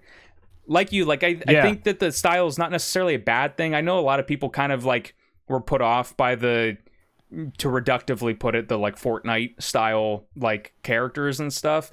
It's not really been something that's really bothered me. Even when they showed it off originally, I was like, it's fine. Like, would I prefer it to be realistic? Like, maybe, but like, it's not something that's gonna like completely push me away from it. But yeah. I've been enjoying it because there's a few things I'll mention kind of from my notes that I can think of. I don't have my notes in front of me, but just off the top of my head, I really like the way that the dual sense controller has been implemented. The way when you're playing it, depending on what you're skating on, the tick of the haptic feedback will change, which is pretty cool. You can also kind of find so. I think it's a core to every skating game, but like the soundtrack is very important. There's like an MP3 player in the game that you can kind of you can favorite songs you like and change tracks and all that stuff. But then you can also find tracks throughout the levels. Like you can find other songs hidden around the world, which I think is pretty cool too. I love that. That's something that's really cool. and that's been a fun one for me. I think part of it is I appreciate that they definitely I can see what you're saying about making it sanitary, but I appreciate that they did it while being multiplayer because I think if I was playing this and it was like a solo world, maybe some NPCs just walking around, and I think it would feel so depressing. I feel like I would have bounced off of it very fast. Hmm. But what I find really cool is like obviously I'm doing my thing. I'm trying to like complete certain challenges and kind of like sometimes I'll be like completing challenges and then other times I'm like, well, let me just see if I can make this move. Like let me see if I can get this like from here to there. And it has this checkpoint system. And I don't know if Tony Hawk Pro Skater like or whatever has this. I don't know if it's like a common thing, but I think it's really awesome. Which is you can put down a marker, and then whenever you want to go back, you can just press up on the D-pad, and it brings you back there. So if you like you're like trying to go for like a crazy shot over a ledge or something, and you fall, you don't have to climb all the way back up. You can just go back there. That Hmm. stuff is really cool. But sometimes like I'll be playing and like like another player will just kind of start skating in front of me, and then we'll just kind of start skating next to each other, and I'm like there's like a part of like like I think it makes it that kind of shared experience for a little bit, in a really cool way that maybe adds to the kind of skater feel. Or like I don't skate personally, but I bike, and so it's a similar kind of experience to a degree. I'm not that quite that extreme, but I think that's a cool aspect that skate period Hmm.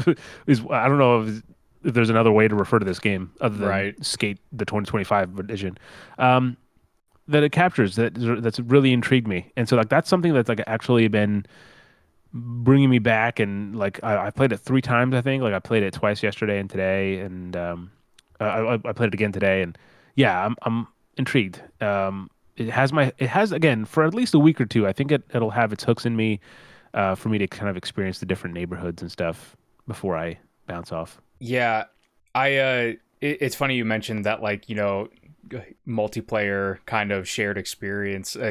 Just completely randomly, somebody was skating in a half pipe, and in the game, you have this like honestly wacky looking roll move where, like, if you just hold Yeah, R2, yeah, you just kind of somersault like indefinitely. And very fast. I started just somersaulting in the half pipe next to him just to see if he would do anything. He didn't. I think he just like left or whatever. But like that's like kind of the goofy stuff that I think will be a lot of fun to just kind of noodle around with people. And to my Yeah, point, yeah. where I was talking with my buddy, and he was just like, yeah, there's some things that I don't like about it. It reminded him specifically of Skate 3, and he's like, I didn't really love Skate 3 and how it kind of got like a little bit more corporate and different. And I threw in there, I was like, hey, I mean, it's crossplay and it's free. So it might be just something good to have in the background if we're, in a Discord call or something like that and just want to play something. And he's like, yeah, there's nothing to lose at that point. So at the bare minimum, like, there's something to be said, whether, they whatever they do with like microtransactions and these, rip boxes and stuff like that, whatever concessions need to be made for the free to play, at least, it is something that, relatively speaking, there's a pretty low barrier to entry that you can at least give it a try and, see if it's going to float your boat. Yeah. But of course, I think free to play games maybe lend into that conversation, but also so does playing games like Outrun. I think Nick can probably speak to this more than me because while I like physical media, I think he's more of the collector, the one that collects with a purpose. I think that's maybe what I'm lacking. But the next reason to play games, maybe to collect games, is preservation. Is to have a record of that game available. Um, there's a lot to be said. I mean, we can have a whole discussion, divergent from this episode about how physical media needs to be around because people need to know like the value of what they're paying for, and like you can never get that with something like Skate, because it's free to play, it's online only. You're not gonna, you can't own it physically and have it offline unless they decide to do something like that. Mm-hmm. But with something like Outrun, where you can go buy a physical copy of it, you can, and and is there any kind of, I mean, for me, there's plenty of games that I pick up over, on the mainly on like the PS3, like I still have. I'll say this in regards to preservation because I believe this, and this kind of like shocked some people on stream when I mentioned it.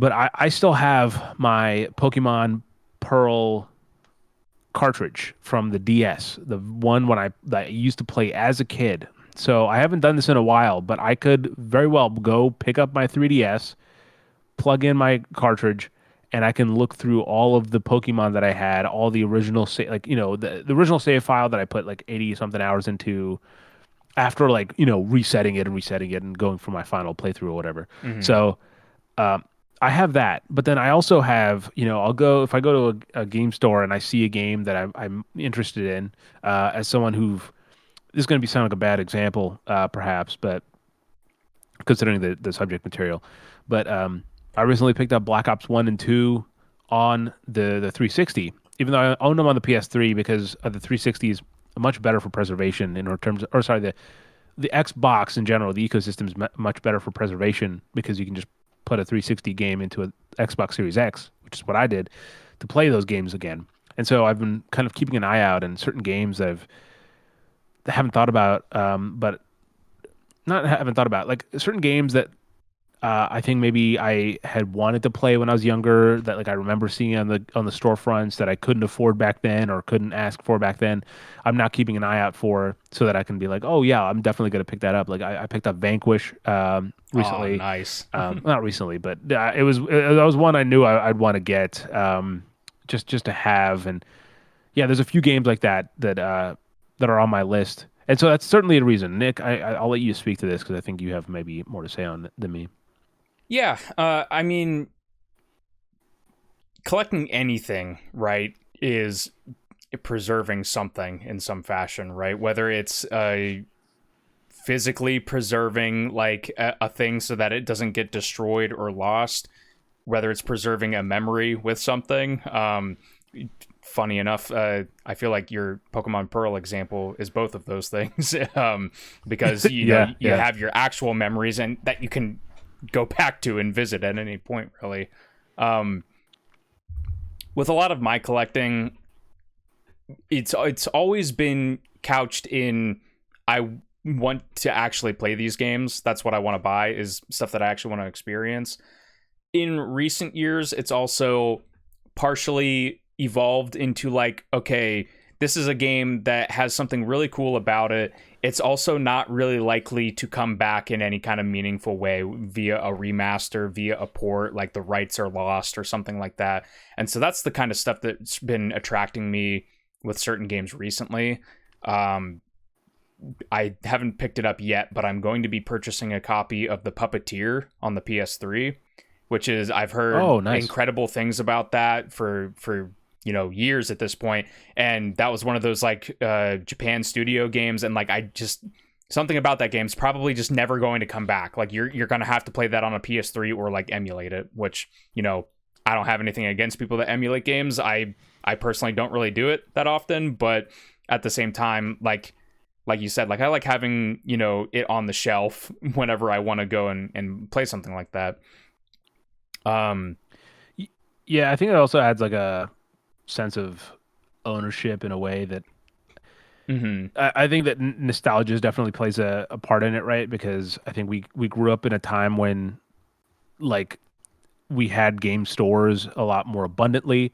Dude, it's crazy. I went today. I was going to GameStop because we were getting dinner, and I was like, "Oh, let's go to the GameStop that's right next to it." And try to see if we can get like what the plan is for their Pokemon Legends ZA like release party or whatever. And they're closed. They're gone. Oh The store man. is no longer there. And I was there like 3 weeks ago, and it was all hunky dory. So it's kind of crazy. So anyway, that's to say that we grew up in a time when game stores were abundant, and you could go in, you could look at game stores and look at the shelves, and literally like I think there's maybe like engaging with that physical thing in a way that's like not just looking at the store icon and in the list of hundreds that you can instantly download and then be Yeah, like, oh, this looks interesting, and the back says this, and it's oh, I see the details, and okay, you know what, I'll go with this one, and I'll pop it in the system. going off of that, one other thing that we don't typically talk about when we've brought up preservation in the past, but I think is an incredibly important part of it, is also controllers and how you physically interact with a lot of these games. Um, obviously ports of games exist. Like you can play Mario Galaxy 1 and 2 on the Switch and it's probably going to work, pretty well. But there is an argument to be made for experiencing a game, whether it has a good control scheme or a wacky control scheme with all these different controllers. I mean, it's a bit of a joke, but like the Nintendo 64 controller, it has these 3 weird prongs on it. It's like, Yeah. some people would argue that the only way that you can play like Mario 64 is with an N64 controller. You get it a bit more with like the Smash community, where it's like Smash is designed for a GameCube controller almost. Like that is how you experience those games, right? And I think like it's almost as though, somebody that might argue for buying physical books, where it's like there's something to the feel of the paper, The tangibility and of it. and flipping through those versus like a Kindle, or like reading on like a web browser or something like that. I think there's something also to be gained and appreciated through this original hardware. Yeah, you got to slap a cartridge in and flick a heavy switch and you hear the TV crackle and buzz in front of you. Like there's something about that really pulls a lot of these kind of older experiences specifically together, Yeah. that you won't get like Yeah. if you're playing GoldenEye on Nintendo Online. Yeah. Syndicate, by the way, I was looking at my backlog real quick. I don't know if you guys remember, but Syndicate is another game that I've been keeping an eye out on. I haven't found it yet, but I'll find this game because I remember seeing it around and being like, God damn it, that looks cool. I I got a gotta play that. copy last year, so whenever you get one, we should Uh, sync up and do it oh, together.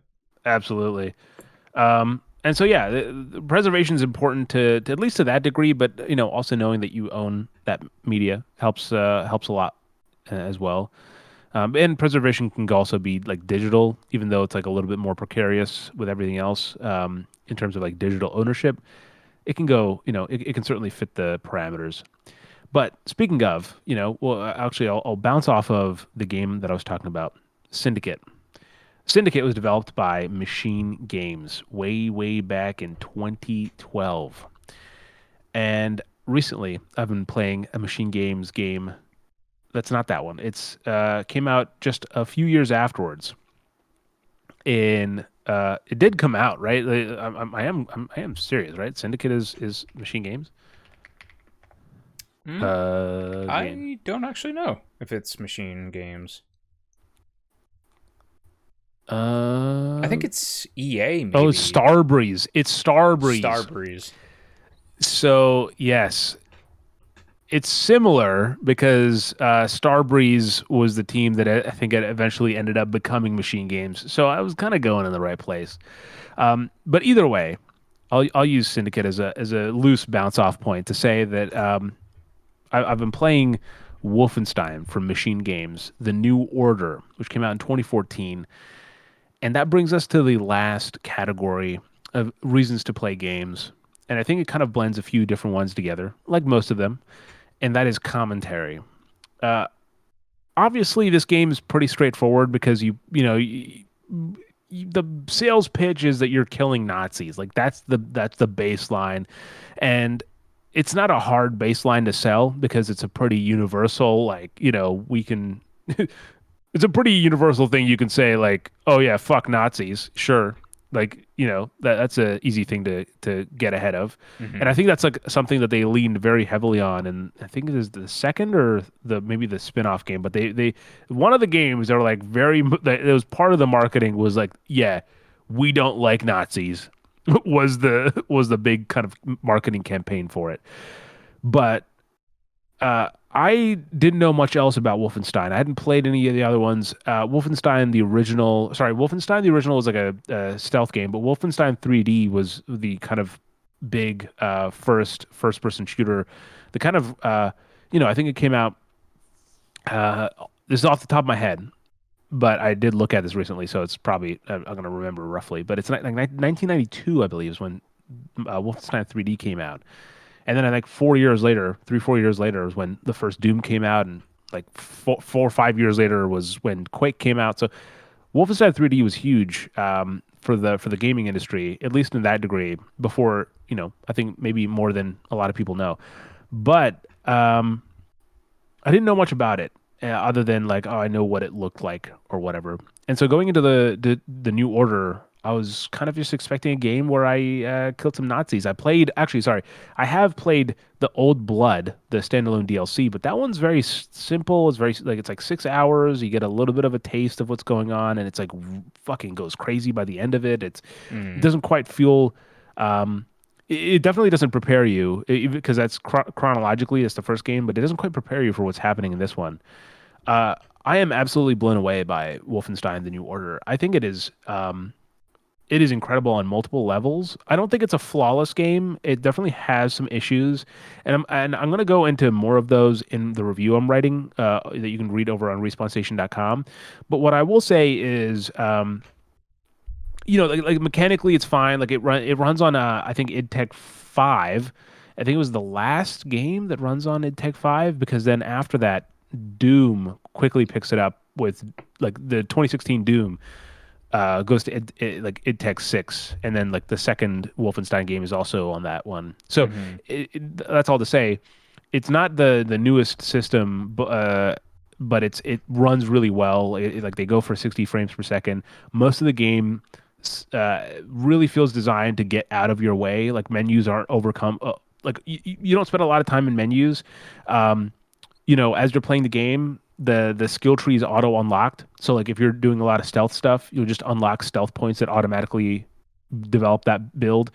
And then if you're like blowing shit up all the time, you'll get that. You'll like you don't have to engage with it. You don't have to spend time in menus kind of contemplating what you want to do, which is cool.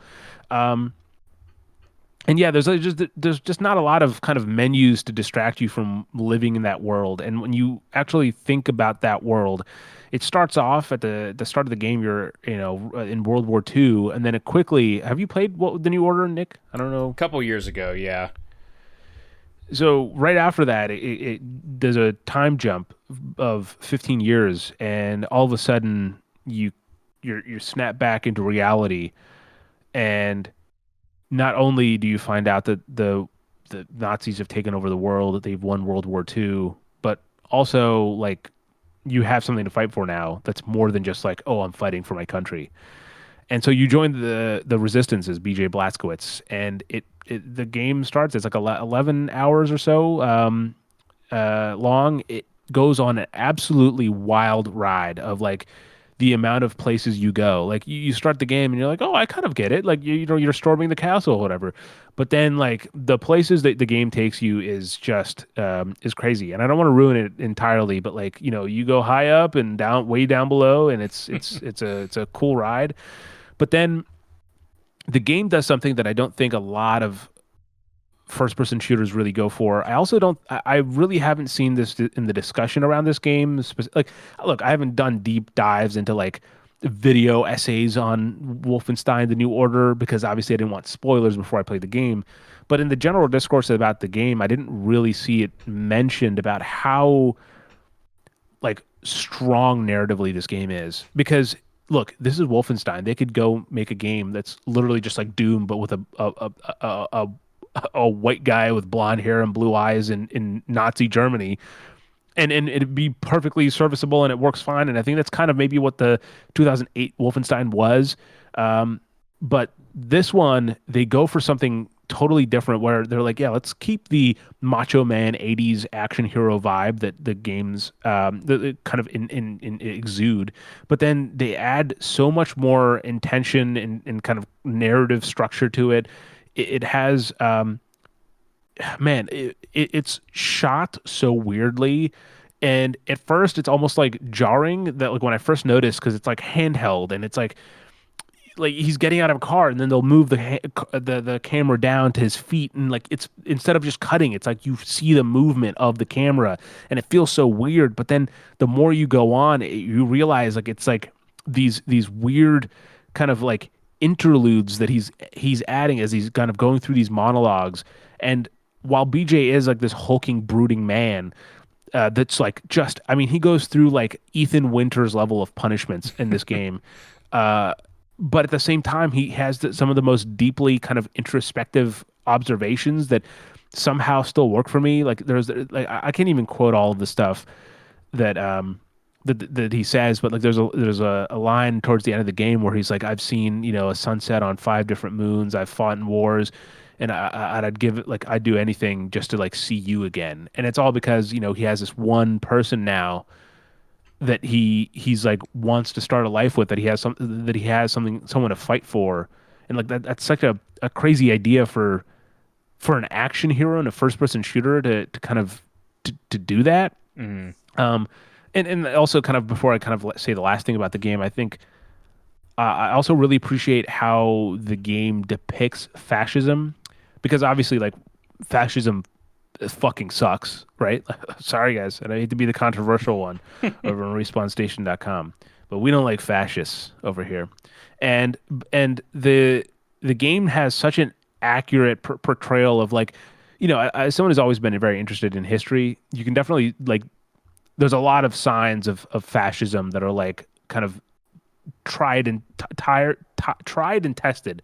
Um, and you see the game like I spent a lot of time like every single note that I came across in that game I read, and it builds out this world of like how this new Nazi regime is taking over. It's like you know their ability to advance technology, their ability to lie bold faced to the you know to the citizens, and like you know we witnessed something and then they're lying about it and saying it some other way. And you know just general media manipulation and the way they paint certain people in a certain color and vice versa. Like that's so interesting to me, and it feels like so, you know, it's been 16 years since that game came out, and I feel like some of it is shockingly familiar as someone who's living through in 2025. But at the same time, you're getting kind of like pure fantasy stuff that really builds that world and that kind of the stakes of what's happening in really cool ways. But the last thing I'll say that I thought was like kind of the, you know, again, my full review will have more in-depth thoughts about this because I have so many notes on this game that I just was really impressed by, or like not even impressed by like on a technical level or anything. It's just like the themes that the game works with, I wasn't expecting. But the last thing I'll say that I thought was really cool was as I was finishing the game, the one of the final moments of the game. And Nick, I don't know if you remember this, but it ends in a way that I wasn't expecting. Obviously, I don't think the ending fully lives up to like the lands the impact because I know that there's a sequel. Uh-huh. But I'll say this: spoiler alert. All right, spoiler alert for Wolfenstein: The New Order. If you can't tell already, I recommend that you play it. But the game ends in essentially the BJ Blazkowicz sacrificing himself and calling down a strike on his location to bring down like the Death's Head compound. And as he's doing it, he's like, you know, like he's, you know, on the like his fucking guts are spilling out, I think, from an explosion that he just endured. Right below him, his wife or his he's not they're not married, I don't think, but like his partner that he's fallen in love with is leading people out, the hostages out to safety, and she's holding up a light, and kind of guiding people toward. And then it very much feels like, you know, a visual allegory to the Statue of Liberty. And then BJ starts giving his monologue, his introspective monologue, and he starts quoting what's on the Statue of Liberty. You know, like "Bring me your poor, your tired, your weary." Like all, I don't know the exact quotes of it, but in that moment, I was like, "Oh wow, that's really interesting." That like a Swedish developer is able to somehow capture like what it means to be like, you know, like the American ideals so sharply and like that's the moment that's the tone which that they're ending this on. And so I looked up as the credits were rolling. I looked up the game like or the full quote that's on the Statue of Liberty. Do you know about this, Nick? Do you know like, so the quote is actually from a poem. I believe it was written in the 1800s, and the name of the poem, Nick, is The New Colossus, and that's Mm. Wolfenstein 2. So I'm looking forward to checking out that game. Was not expecting this amount of like meat to dig into Yeah, when I started it. I have two quick things. One, I was going to ask if you had any knowledge of the new Colossus, because, and I don't want to spoil it, but your comparison to Ethan Winters will be even more hilariously true in the second game. Um, Oh shit! Okay. but I also, when you were talking about the ending, I was like, I had kind of a smirk on my face because I had an image in my head of what the ending was, and I think I'm thinking of the ending of the new Colossus and not the New Order because it was not at all Oh. what you described. But yeah, if you enjoyed Sure, the New sure. Order, I think you'll definitely find some stuff to enjoy with the new Colossus. I remember the new Colossus on a gameplay front is like a bit harder in some spots. So Fuck yeah, it is, dude. Holy shit! I got to the end, and there's points where like there's two like heavily armored dudes blocking one route. I'm like, what do you like? There's no stealth option here. There's just you have to fight your way through. there's a very kind of infamous moment in the new Colossus that's like very challenging in like the mid part of the game. I still get PTSD flashbacks for Fucking that. But flashbacks. Yeah. that's cool that you I enjoyed will it though. say, I haven't played it in like years, so like there's a lot that I'm pretty hazy on. Like I remember some of the big like set piece moments, but very little about the actual like narrative outside of like real broad strokes.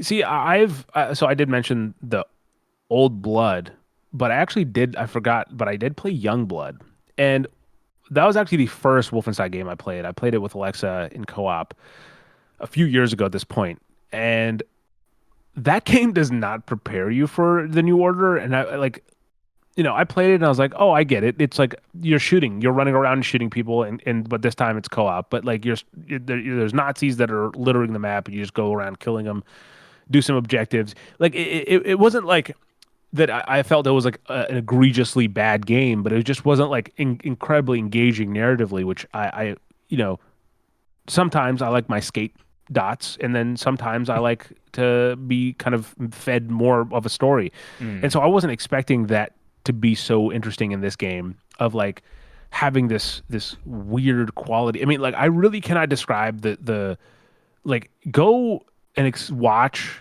the cutscenes for Wolfenstein: The New Order. It is so weird how they're shot. It's it feels like it's like I wrote it in my notes that it feels amateurish, but like in on purpose because like it's amateurish in a way that like a person with a who just bought a camera would do it, not a video game where you have to program the camera moves to do a certain thing, right? Hmm. Like certain angles or like the camera will constantly be like in a cantered, right? Like I think that's the phrase.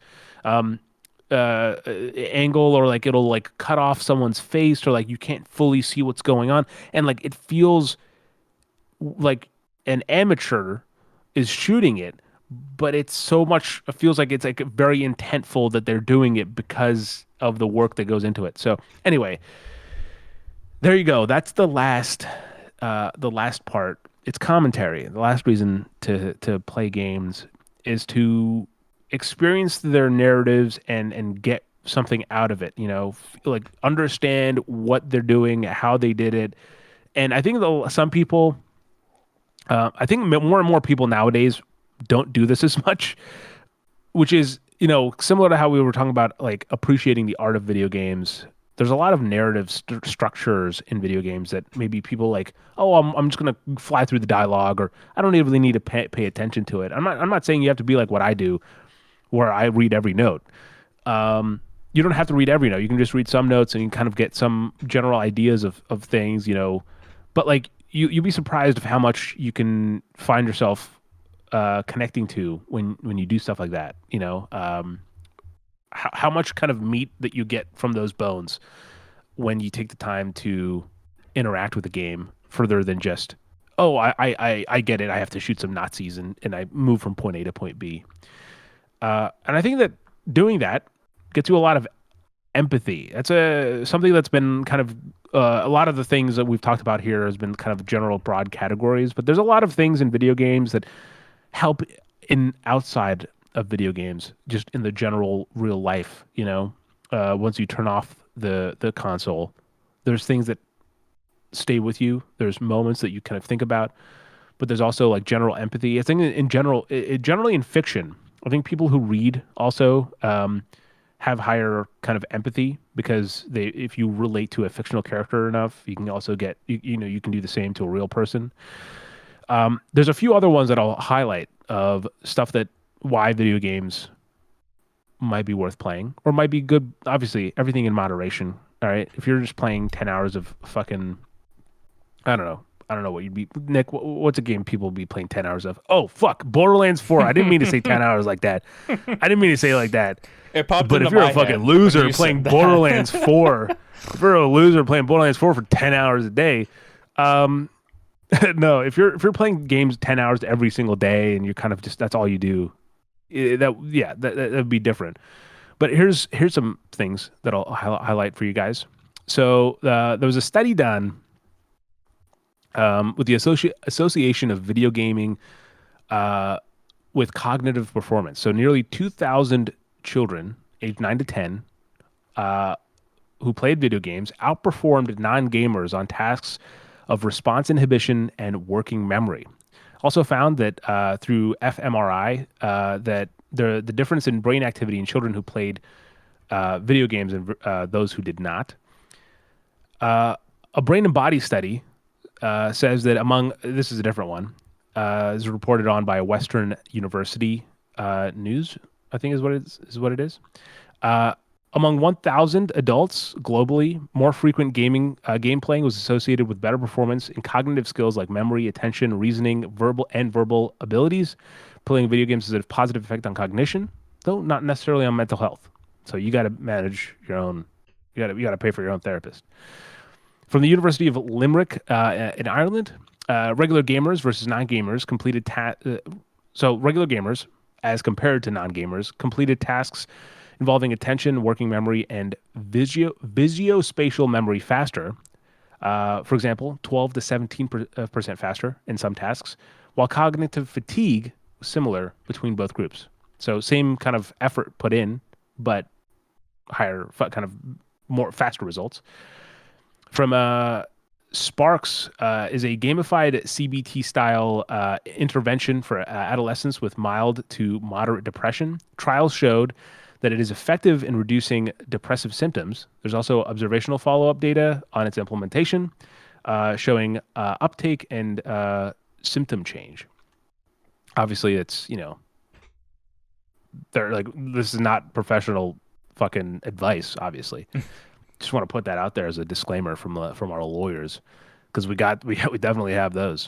And the last one I'll say, from the 2023 review, players who played more than 5 hours a week had better attention, working memory, visuospatial skills, and mental flexibility. And generally, literature supports that gaming correlates with stronger executive functions. So, there you go. All that to say, though, Nick, do you have anything else to say about anything I just threw out there?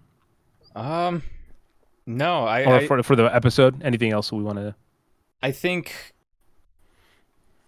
part of what spurs on these conversations that we have is, things that get thrown out there about, specifically the one that I think we are in the middle of again is gun violence and the correlation to video games. It doesn't matter how many reports come out refuting it. It's seemingly all going to be a constant thing that's going to keep rearing its head until either people age out of that thought process or something. But it's the easiest scapegoat. Yeah, it's it's annoying that like it feels like you kind of have to combat it by being like, look at all these like things, right? Like, because it just kind of feels like common sense stuff. But at the end of the day, I think the thing that we've probably, I hope, did a good job in demonstrating is an actual value that these contribute to society beyond a scapegoat for murdering people. Yeah. I think, yeah. And look, at the end of the day, the last thing we'll say is we've gone through a lot, right? Like we've talked about distraction, cooperation, appreciation, preservation, and commentary of video games, and all those being valid reasons. Excuse me, valid reasons to play and experience different video games. And I even threw some, objective studies and stuff like that at you at the end there to just give you some context, hopefully. But at the end of the day, if look, the world can be extremely shitty. And if some triangles and numbers crunched together with some paint on top can make you happy through that shittiness, then I think it's fucking worth it. All right. So that's all the excuse you need. Go play some video games. Thank you for watching another episode of the Respawn Station podcast. Whether you're listening to this on your drive, just staring at our faces while we talk, or perhaps you're playing a video game and have us going on in the background, we appreciate it. Of course, subscribe if you're new around here. Consider becoming a member and support the channel.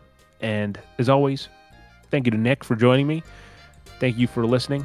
And until next time, have a good night, a good morning, and a damn good time.